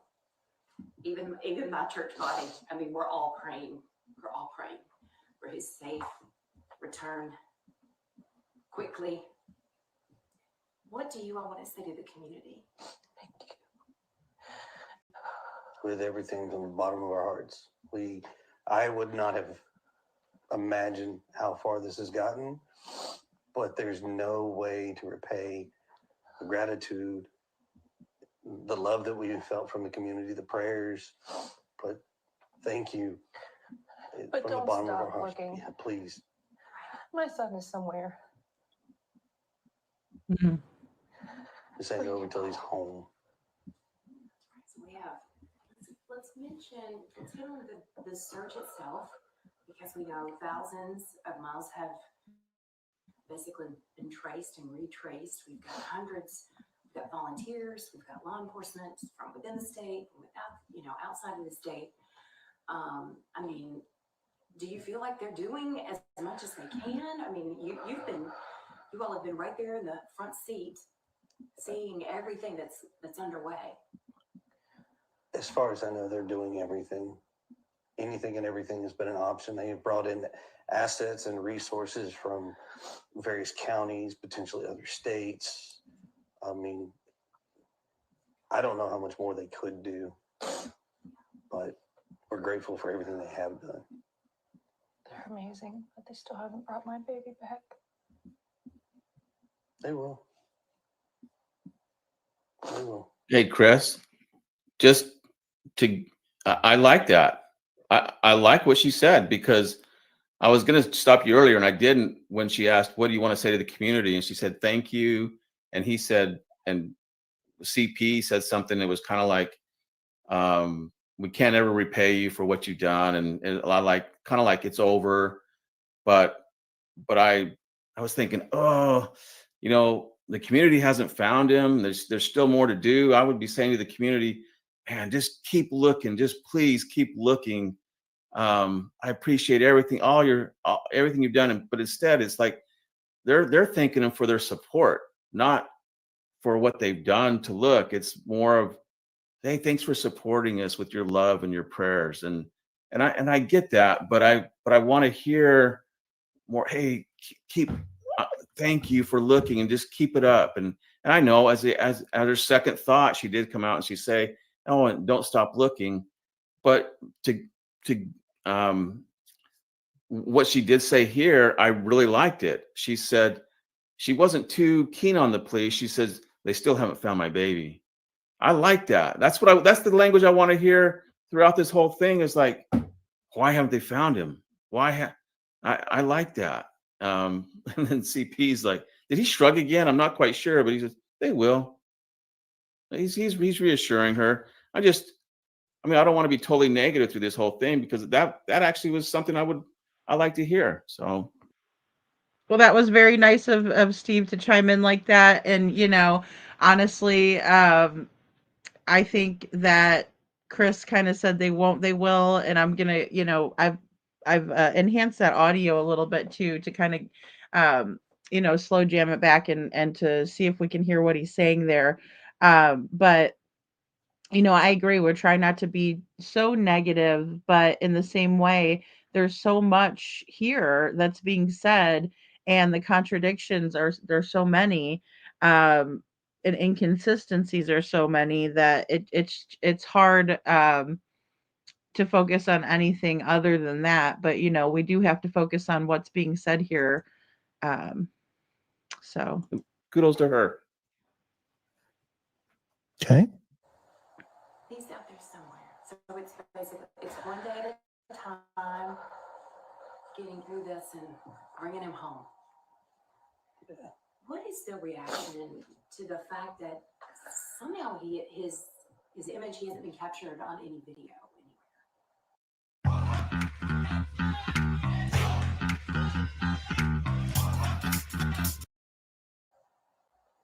I know that it was very dark that night. I mean, it gets dark around here at night in general, but Not for what they've done to look. It's more of, hey, thanks for supporting us with your love and your prayers. And I get that, but I want to hear more. Hey, keep thank you for looking, and just keep it up. And I know as her second thought, she did come out and she say, oh, and don't stop looking. But to what she did say here, I really liked it. She said she wasn't too keen on the police. She says they still haven't found my baby. I like that. That's the language I want to hear throughout this whole thing. Is like, why haven't they found him? I like that. And then CP's like, did he shrug again? I'm not quite sure, but he says they will. He's reassuring her. I don't want to be totally negative through this whole thing, because that actually was something I like to hear. So kudos to her. Oh, and I also want to pop into and say this, guys. I think it is something that you would think that you would hear from a parent, right? That they still haven't found him yet, right? I'm happy about what they've been doing and appreciative, but they still haven't found him. And that is very normal. And then I also think it's hilarious. I forgot to mention that Steve says, did he shrug again? Because, Chris has shrugged through the whole entire interview. Okay.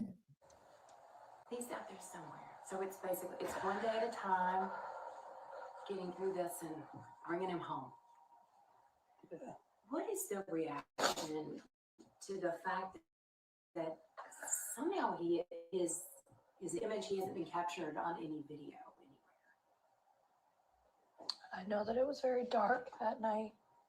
I mean, it gets dark around here at night in general, but so far we haven't found him on any camera footage to prove where he's at. That statement's always bothered me. Yeah. To prove where he's at. Yeah. Yeah. Why do you have to prove where he's at to the authorities? Because the authorities are asking him. You know how it goes. Correct. They're saying, where is he? That statement reminds me of, again, another example I use in my classes. There's a guy that was stabbed. He was with a couple friends in their apartment. They were doing a lot of dope and drinking and stuff. And a couple of them got in an argument, and one of them was stabbed. And in his statement, he survived, but he went to the hospital and he got a lot of stitches and staples and everything. But he skewed his story. He's actually the one that started the fight. And in his story, he left all that out and just wanted me to believe that the guy just got up and stabbed him for no reason, just started beating on him and stabbed him for no reason.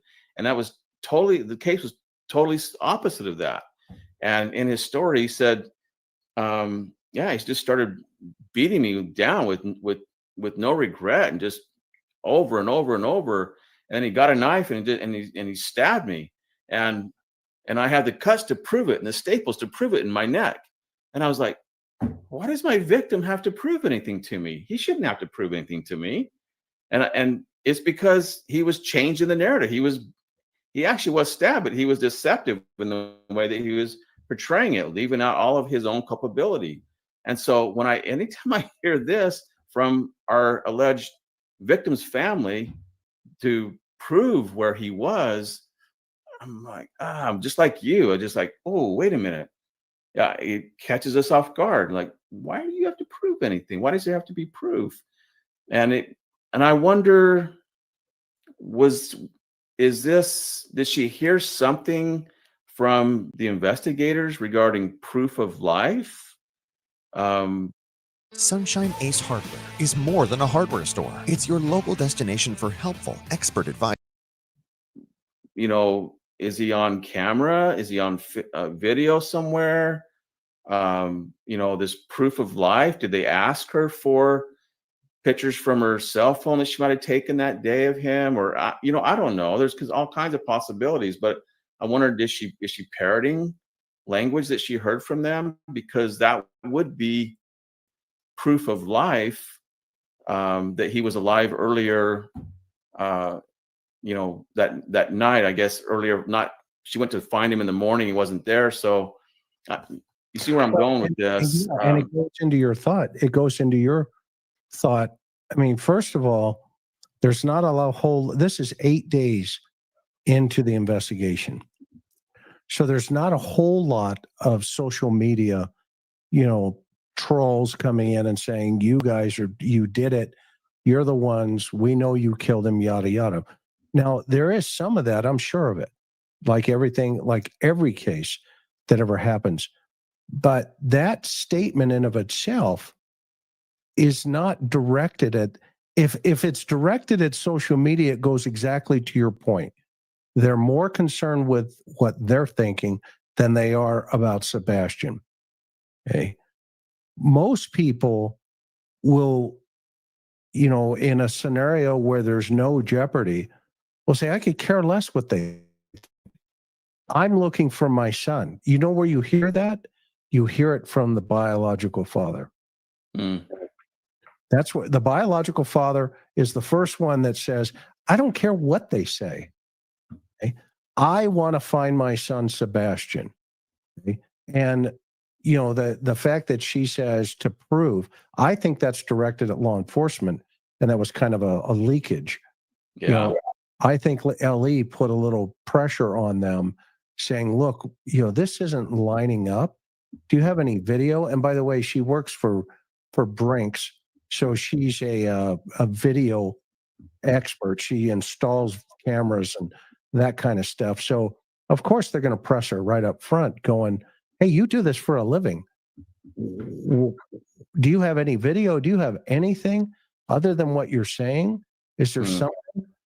And then, you know, she chooses those words very succinctly. I'm going to go back and play it one more time. Right on. I know that it was very dark that night. How does she know it's dark? She's in bed. He's in bed. She doesn't go check on him until 6 a.m. Yeah. I mean, it gets dark around here at night in general, but It gets dark around here at night in general. Okay, it gets dark everywhere. That's another reason when I heard that, I thought, oh, that just another check mark that this, whatever happened, occurred that night. And I would say that 10 o'clock hour again, that's going to be probably key. That's probably about the time. The thump. So far. Right. And then, guys, too, I want to just point out, it's very interesting that they say the 10 o'clock mark is important as well. You know, the 10 o'clock mark is where they think that something went awry or something happened. And a lot of people think that and feel that way. Absolutely. And yeah, I don't know where that came from at all about the door being off of Sebastian's, you know, because Seth did come in and let us know that there wasn't a doorknob on the bedroom door, but he never said anything about there not being the door actually being on there. So just kind of a clarification there. Found him on any camera footage to prove where he's at or where he's gone. So far, we haven't found him on any camera footage to prove where he's at, where he's gone. So it sounds like they're alleging there is camera footage that they reviewed. Or, well, yeah, that's a good possibility. Yeah, that's good. Or in their mind, they're thinking there's a possibility now that they've thought that it's been 8 days and they've had time to think about this. In the back of their mind, they might be thinking, "Huh, I wonder if there's camera footage down that particular street that we drove," or whatever the case is. But certainly one of those is a really good possibility. I know that they're looking, and I'm asking everybody and anybody. I know that they're looking. So that means, again, it goes back to that, to prove. That's who she's talking about, the authorities. Yep. Yep. That has cameras, trail cams, stores. So that's interesting. 8 days into this, the authorities are going, we're in, your first statement, because we don't know what the first statement is. They went to the news on this one. Yeah. But I'm going to be really curious to hear that first statement. Would love to hear it. To check, even from before he went missing, just to see if there's anything at all. There was a request for video, any sort of footage of Sebastian from earlier in the day on Sunday before he disappeared. That I don't believe we can comment on right now. That is not something that I believe we're privy to at this point with law enforcement. That is something I would definitely direct back to them. But I mean, there's all kinds of requests out there. There's thousands of hours of video that they are combing, and we're just hoping they'll find something. And I know this is so sensitive. What do you say to people? And those thousands of hours can be narrowed down to about an hour with the technology that's available. Technology, yeah. We were talking earlier, and I mean, are you both in the clear? I can tell you that Mom, myself, and the father have worked very fully and cooperatively with all. He's not answering the question. He skirted that question. We expect from both of them that at the same time to be given a absolute answer. Absolutely, that would be the word. Absolutely, we're in the clear. Oh, he skirted the question, and the correct answer is absolutely. Yeah. Yeah. We had nothing to do with this. Let's just get over this, and we've offered to take polygraphs to clear our names and get on with the investigation to find him and focus on whatever happened to him. Well, but she didn't say a thing, and then all he can say is, "I can tell you we've cooperated." That's the only thing he can say about that. But that doesn't answer the question. Well, and 2 months later, in the press release, or if you go to the TBI website, they say, and the sheriff just recently gave an interview, the chief deputy, we've not cleared anyone. So he's asking a question.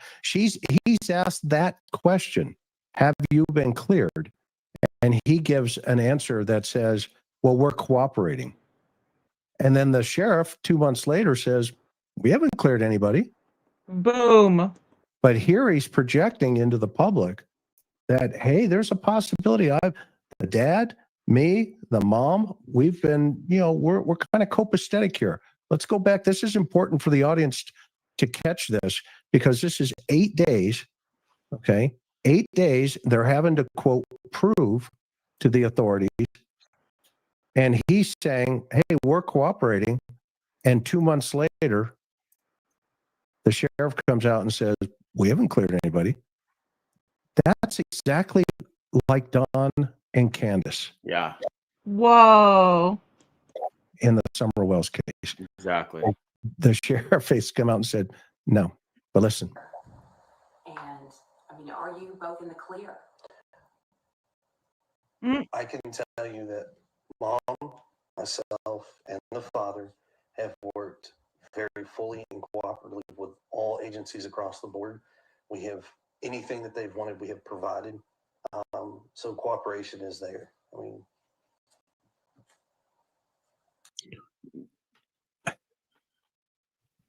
you notice how he took himself out of that. Yeah. So cooperation is there. That's a passive statement, meaning he's not saying again that we're cooperating fully or whatever, but cooperation is there. That's in other words, let me just say these words and let you I'm going to let you mold that into whatever you want to do with that, interpret it. And I always teach, if you interpret, you lose. Listen to what they say. He disconnected himself psychologically from that statement regarding cooperation. Okay, hang on. And I know this is so sensitive. What do you say to people who inevitably end up pointing their finger back at you? We were talking earlier, and I mean, are you both in the clear? I can tell you that Mom, myself, and the father have worked very fully and cooperatively with all agencies across the board.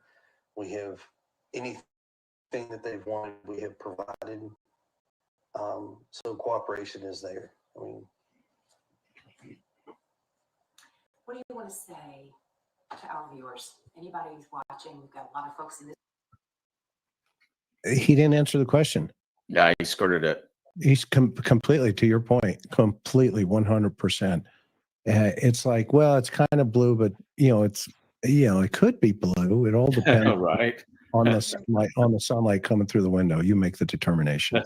Right. Instead of this is, of course we're cooperating. Our son's missing. And of course, we will do anything. And the authorities have cleared us. Go ask them. They have verified what I said from day one. I'm not hearing any of that. No. And in other counties, just throughout the state as well. What do you want to say to them? Help spread the word and keep searching, and thank you. And by the way, the reporter teed that question up. Yep. And she said to him, like we talked about, i.e. before they went on air. So they had time to process of how he was going to answer that question. And it was interesting that he took that answer. Agreed. just if you think you see him, call him in. Thank all the viewers, everybody that's helped from across the board. I mean, everybody has been tremendous. Call his name. Yeah. He'll answer, and if he doesn't answer, he'll look, even if he's not being verbal at the moment, because he can talk, but sometimes he don't talk. Call his name. Tell him to stay put. He could be on the move, so keep checking your properties. Yes, like the search is never over until he comes home. That is for sure. So smart. But thank you for everything that everybody has done, has volunteered, the continuous efforts. I mean, it's like I said, I've never seen something to this magnitude before. Our community is amazing. We're all praying and hoping and searching for Sebastian's safe return for that day. Thank you both for talking with me. Because there are large antiques in your area, there are drivers in your area. Can't go to First Watch and not get the $1 Million bacon. I love a sweet and savory combo. When I say bacon, this is all I wanted. That's good. Let's not forget what this is about.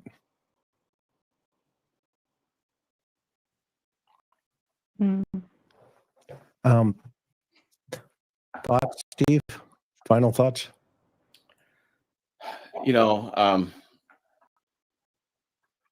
I think what we did tonight was unveil a bunch of information that's in their mind, in their brains, that they probably didn't want anyone else to know. But we in essence just open those closed doors in their brain and let that information out. We exposed it. And I saw in one of the comments that they aren't even living in that same house anymore, that they're now in a different state. And Chris, to me, that's kind of if that's true, that's kind of a nail in the coffin. I mean, I shouldn't say nail in the coffin because there's a lot of possibilities here, but why in the world would you move from the house that your autistic son knows? And if he's going to come back, he would come back to that house. I mean, if that was my child, and I'm sure there's a million people out there would say the same thing, like I would never move until he came home. If there's a chance that he's coming home, and by the way, de facto innocent people, parents, they don't give up hope, and especially biological moms, especially they hold on even longer, but they're not going to move. They're not going to move. If there's a chance that he could come home, then they're not going to move. So why did they move? And it tells me that in their mind, they know. It's like CP shrugging his shoulders, like, oh, it's over. Okay, we're on to the next phase in this whole thing. And they're going through the steps, the scripted steps, the motions. And that's kind of the final move, if you will, that we're going to get out of here so that we don't have to suffer the persecution. We don't like it, whatever's going on, whatever the reason was. I'm not quite sure, but and guys, I just want to pop in and say, in my opinion, they're still living in the same house, but we also know that they definitely wouldn't let America's Most Wanted into the house, and many other things that are bizarre. They did leave and go to another state allegedly several times, and they've been traveling around ever since Sebastian went missing. In my opinion, that is true, but whoever was saying that in the chat got it wrong, in my opinion. Chris and Katie still have the house. They're not there often, but they are there, in my opinion. And they probably don't really like being there, but they know that if they move, then that's going to look even more suspicious, in my opinion. But yeah, I just kind of want to throw that out there. But everything else, I agree with Steve on.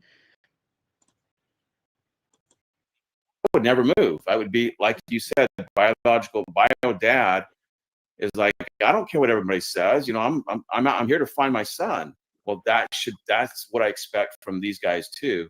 Is, hey, we're here, we're in it. No matter what, it doesn't matter what everybody's saying. Nothing can make me move here from this home. That Sebastian knows if there's a chance he's going to come walking through that door again. So, yeah, I don't like that. I agree 1,000%. It's just not lining up, and I think we stay at the house. Would you agree? The victim risk continuum that, as investigators, I wouldn't leave that house yet. Oh, for sure. And yeah. So I don't know the extent of this. The parents have been interviewed or polygraphed or any of that, but definitely this is one of those situations again where based on this interview tonight that we went over, the focus has to be on, number one, on mom, and number two, CP's involvement. She pulled him into that. She doesn't want to be alone in this. So that for me, as from an investigative standpoint, that's where it lies. That's where the focus needs to be. Like you said, right there in that house, and that family dynamic right there. And oh yeah, we'll make a couple of predictions here as this continues to go on. They'll align themselves more with adapting, just like Don and Candace have. That's prediction number one, and that prediction has come to fruition, in my opinion. It is absolutely apparent, and we watched that play out. So well done on Chris McDonough's part, in my opinion. Yeah. And by the way, I just put into the chat here, if you're interested in taking Steve has a civilian class, go see his company, Truth to Lies, and there's a discount code in there in the chat. You can just copy and paste that to his classes. Yeah, actually, Chris, that I have two online courses there. One is more of a beginner course, and then what was just less of the next one. The other one is actually the class that I do teach to law enforcement. So I finally made it available to everyone. It's called Getting to the Truth. Struggling to find finance and accounting talent? Join the growing number of companies embracing outsourced finance and accounting. At Zaxby's, you can lemon pepper any way you want. Get lemon pepper wings, lemon pepper sandwiches, or the discount code for both courses for your viewers for the next month. I'll give them a 25% discount, and the discount code is TIR for either one of those courses. So that the Getting to the Truth course, the larger one, that is a 3-day course I teach to law enforcement, and I've added some extra stuff in there from the Lori Vallow Daybell case. It's the body cam footage when her ex-husband Charles Cox was shot by her brother. We broke that down, so that footage is in there, and some other things. So it's off the hook. It's really good. If you want to learn how to do this, then those are the courses.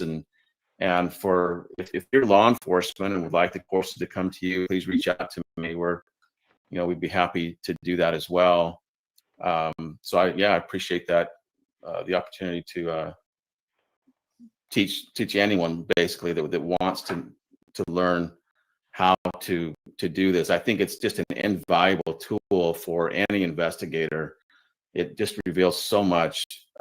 It's something I wish I had available to me during the majority of my investigative years, but it took me 20 years to find something like this and to begin to learn this. And so it's really come a long way since then in the last 14, 15 years. It's just an outstanding tool. But now we're teaching everybody. So if you want to learn that, it's right there. Go to truthlies.com, and TIR is the discount code. And as you can tell, Steve's not only good at what he does, he's a great human being and has trained thousands of law enforcement officers on how to do this stuff. So this is a good opportunity for you as sleuthers. It helps us become better. And the YouTube community, grab the class. If you can take it, please grab it. But that said, so tonight, thank you, Steve, for being here, as well as thank you, everybody, for being here. Remember, like we started the show here this evening, tomorrow's Memorial Day. Let's remember that our freedom is not free, that many died to allow us to even have an opinion here tonight in terms of free speech, etc. So God bless each and every one of you all over the world, even in, wherever you may be, as we continue to seek justice for Sebastian. We're grateful that you support this channel, and we're grateful that you subscribe. If you haven't, please hit. Okay, guys, and definitely go check out Chris McDonough. He's amazing. He has done so much good work for Summer Wells's case, all of these cases. He was live on live on location with Charlie Kirk, right? In the situation with Charlie Kirk where he was assassinated. He covered that. He travels around. He and his wife are really lovely people, and I am so grateful that we had a chance to go over this interview. It's so important for us to look into this. I think it's very cool that there are civilian classes that can be taken over at truthtolies.com. So if you guys feel like that would be something that you would be interested in doing, I'm definitely interested in taking that class and talking with you all about it. So I will be looking into it. Of course, I'm going to be attending Pig Fest. So I'm in the works of getting all of that together. And what I want to do is have a raffle, and I'm going to make a video about it with all of the details. But I'm going to try to keep the raffle ticket prices at a decent price. Um, and it would be the only way that I can see that it would be easy to keep track of in terms of who has donated it, to the raffle and bought a raffle ticket and who has not, is if I do it through Cash App and Venmo. So I'm going to put all of the, instructions and everything on what we're going to be doing in a video, and I'm going to get that posted up as soon as possible. I also have to get a Venmo for Lady Freedom's account. I do not have a Venmo otherwise. I am not used to receiving money. I'm used to giving it giving it out. And I have a Venmo that I send, money to my daughter on, but um not I never, receive money receive money on it. It sounds so bad, doesn't it? But no, that's how we kind of send money back and forth. But we're gonna do it like that, and then it'd just be easier. It'd be easier to track who all is in the raffle. And what we'll do is we'll do it all the way up until Pig Fest, and we'll do a drawing while I'm there. And then I also have bracelets that Seth has too, and a t-shirt that would be part of the raffle. So um pretty exciting. I'm really excited about going there and just representing Sebastian, because even though they're saying that they don't want um Sebastian to fall to the bottom of a feed somewhere, we've absolutely watched them aid in that, right? They have a PI, Crispy, in my opinion, and Katie uh, hired the PI, and he hasn't talked about Sebastian at all. So it's really, really sad, in my opinion. And I think that the awareness needs to be brought there. And I think it's really important to stand with Seth and let him know that we're fighting for him still. We don't want Sebastian's name to be forgotten, and it's important. So Bo says she'd like to take the class too. Um, that was put on by Steve Johnson. I do not have a Zelle. I don't have a Zelle town chat, so it'd probably just be those two methods. Because with YouTube we get paid once a month, and so everything that I've earned for this month I will be paid for this, right before Pig Fest, right?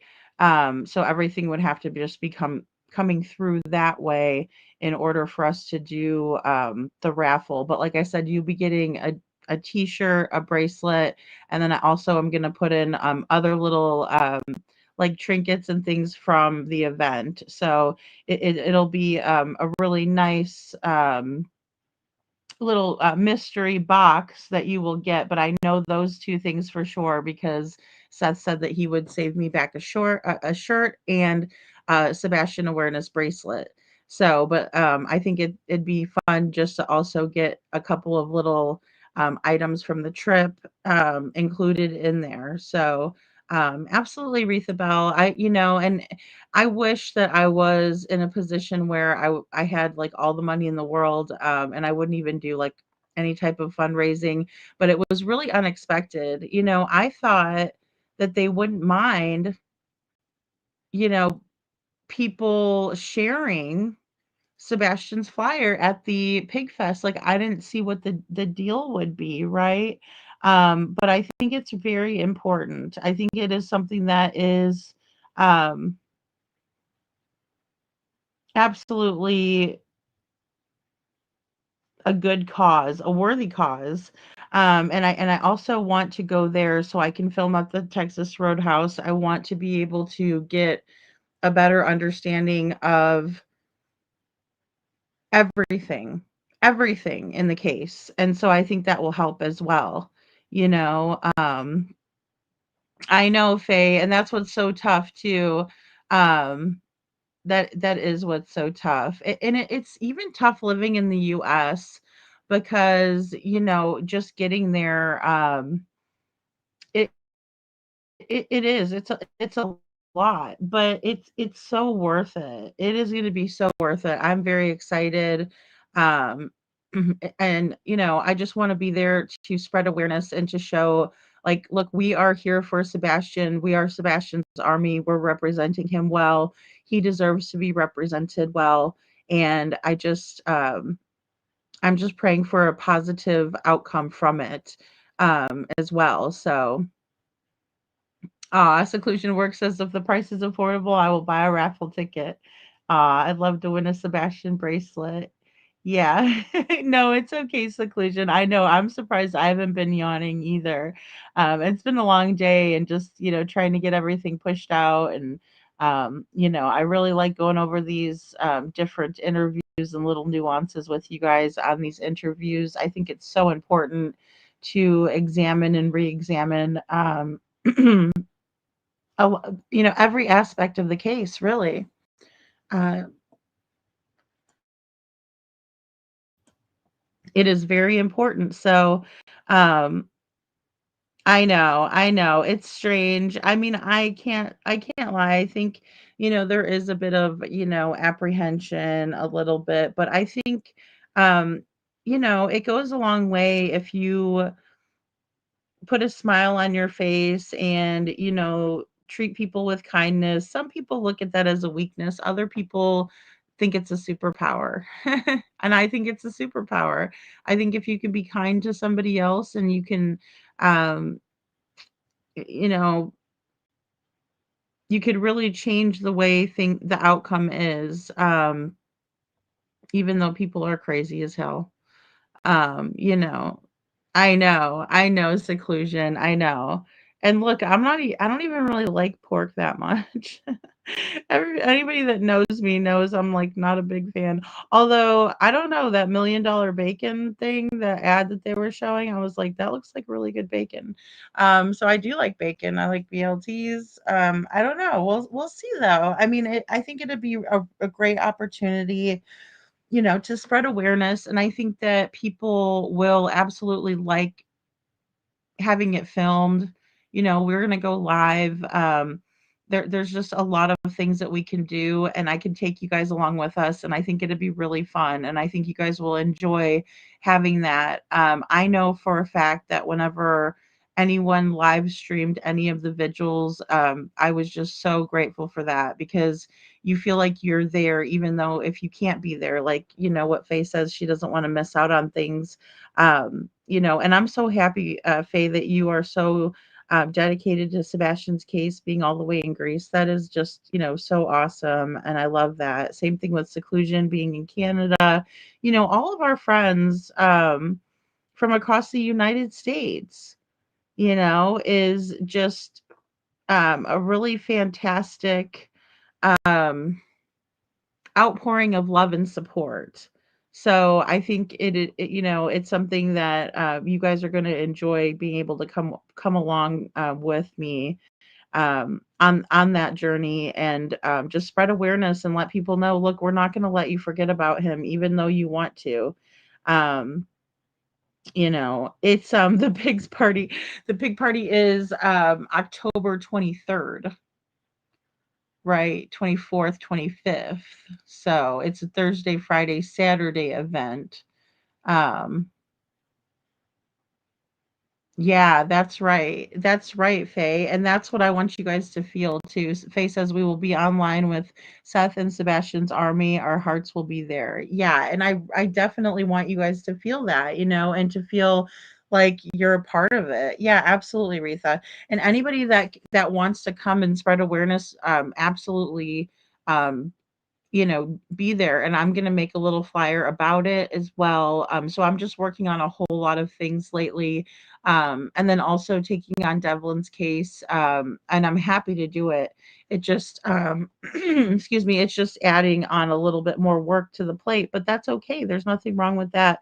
I'm very intrigued and interested in that case. I just want to make sure we're getting out accurate information as much as possible. You know, it's hard when people aren't truthful.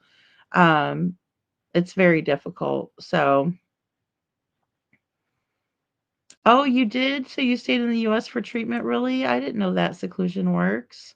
Yeah. Yeah, absolutely. Yeah. I wish it would be there, but I live in the United Kingdom. Aw, yeah, I'm so glad that you guys will all be able to watch too, Dawn. That's the big thing, and I'm so glad that you're representing Sebastian from the United Kingdom. That's wonderful, you know. Aw, seclusion. I know. Yeah. Um, no, I've never had a heavenly hot dog before. I am kind of weird about hot dogs, guys, because I'm from Chicago, so it's like, um, we don't eat ketchup on our hot dogs. It's funny. If you ask for ketchup on your hot dog, people look at you funny in Chicago. Yes, absolutely. That's the biggest thing. I think that is wonderful. And, we might do something too where, if you guys want to, um, we can do something like all together, I'm trying to think of how we can do it. And if, of course, if you guys have ideas, let me know. But I'll definitely be getting out the raffle video, and then, like I said, after I come back, I'll send it out because I do want to bring, get some special things for whoever does win. But we'll do the drawing and everything for everyone that supported and helped out. And I was thinking to keep the tickets maybe like between $5 and $10 or something like that. So it won't be something that's terribly a large amount, um, or anything like that. So, but it'll just be everything, any bit that helps, you know, with the trip. So I'm excited. I'm very excited. And the big thing is being there for Seth and letting him know that we're standing strong with him for Sebastian, because Sebastian deserves to be found. He doesn't deserve to be um, forgotten or swept under the rug. He does not deserve that. He deserves so much better. Um, and so I just want to make sure that, there's a lot of love and support and advocacy. And I think that the group that is going that I know of is just a bunch of stellar people that's all they care about or want to. So we're going to be working hard at the channel, covering Sebastian, going over these interviews, and then we'll have some fun with the raffle. So I think you guys will really enjoy it. And, I don't have a meet and greet or anything planned per se, but we'll definitely see each other there. And if people want to, if people are local and they want to meet up with us, I'll be giving out information the day of, in order for us to kind of coordinate things. And so we don't know exactly how well received we will be. I'm guessing, and maybe this is me being optimistic and keeping the faith, and I'm going to try to do that. I don't like to be a Pollyanna, but I do try to keep things positive and a positive mindset. But I do think that perhaps they, will just let us, go in there and wear our shirts and nothing will be amiss. But there may be a situation where they won't allow us to come in or something weird might happen. I don't know. I don't have a crystal ball, and even if I did, I probably wouldn't look. I might not want to look. So, but I do think that it's going to be something positive, and as long as I'm participating in it, I'm going to make sure it stays positive and that we represent Sebastian well. And I know that Seth is the same way. And any of the friends that are getting together for this, and anybody I've talked to has just always wanted it to be something positive about Sebastian. and I don't want Seth to feel lonely in the battle. No, and not at all. I want him to feel like he's got an army with him. And Dawn says I light candles for Sebastian Wayne Drake Rogers. Thank you, Dawn. Thank you so much. I had my candle back here too, and I changed my set, but we'll have it back. Um, I like to change it up. I still haven't gotten it falled out for us, but I will. Oh, we're working on that too. Seclusion loves chili dogs. I like chili dogs too.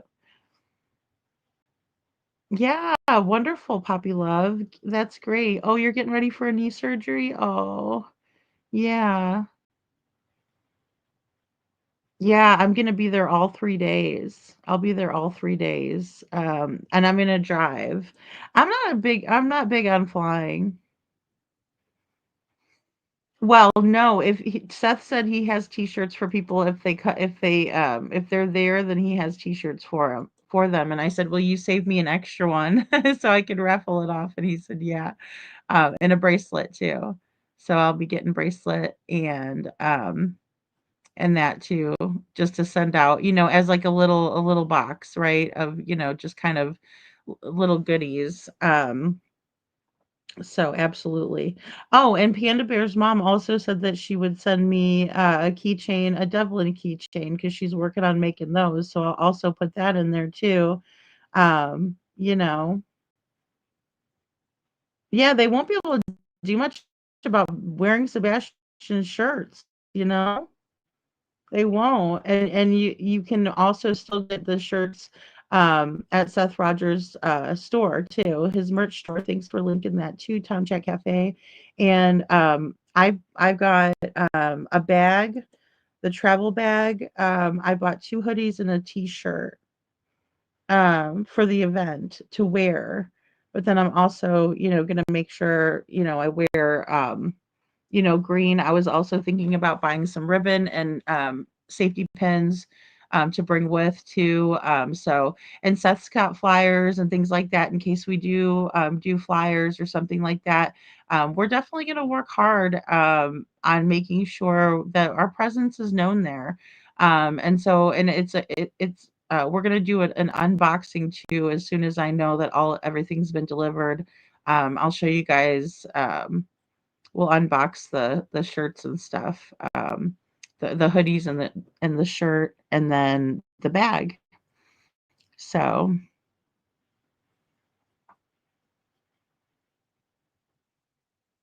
yeah, yeah, we'll all spend time together at one event wearing similar outfits. There should be no problem with that. I don't think so either. I don't think it should be a problem. And I mean, crap, before Seth came out with the merch, I was just gonna pin Sebastian's flyer to my back and my front with the safety pins. But now, I decided to just go ahead and buy some shirts and stuff. And it's a long time coming. I wanted to buy a shirt before, but I was in the middle of moving last year, so it was kind of a little bit more of like saving money up and different things. So I wasn't in a position, but this year's a little different. So I'm just glad to be in that position. Very grateful. So, and like I said, I want to chronicle it all for you guys because I think it's important, and I want you all to feel like you could be there to support, even if you're across the pond or anywhere in the US or in the world. So because there's so many people that are Sebastian's army. You're very welcome. Seclusion Works. Thank you. Thank you so much. Merci beaucoup, I think is if I say it right. Aw. Oh, lamp oil for Sebastian ever since he's been missing. Faye, that's very nice. That is very nice. Yeah, 365 excuse me, 350 degrees of Sebastian awareness. Exactly. Exactly. Yeah. So, and I want to make it positive and a fun event. I do. I want it to be something that is love and just truth and everybody feelings included in supporting Seth. So and Sebastian. So a 360. Thank you. Oh my gosh, KJ, I know, and I'm getting sleepy here too. No, thank you guys all so much for being here. You guys are amazing, and I so appreciate all of you guys for all of your comments and going into this deep dive with me, because I know a lot of people have probably watched this interview, and but I think it's really important. And like I said, keep your eyes peeled for new videos. I'm going to be pushing them out a lot this month, just getting ready for this big push. So.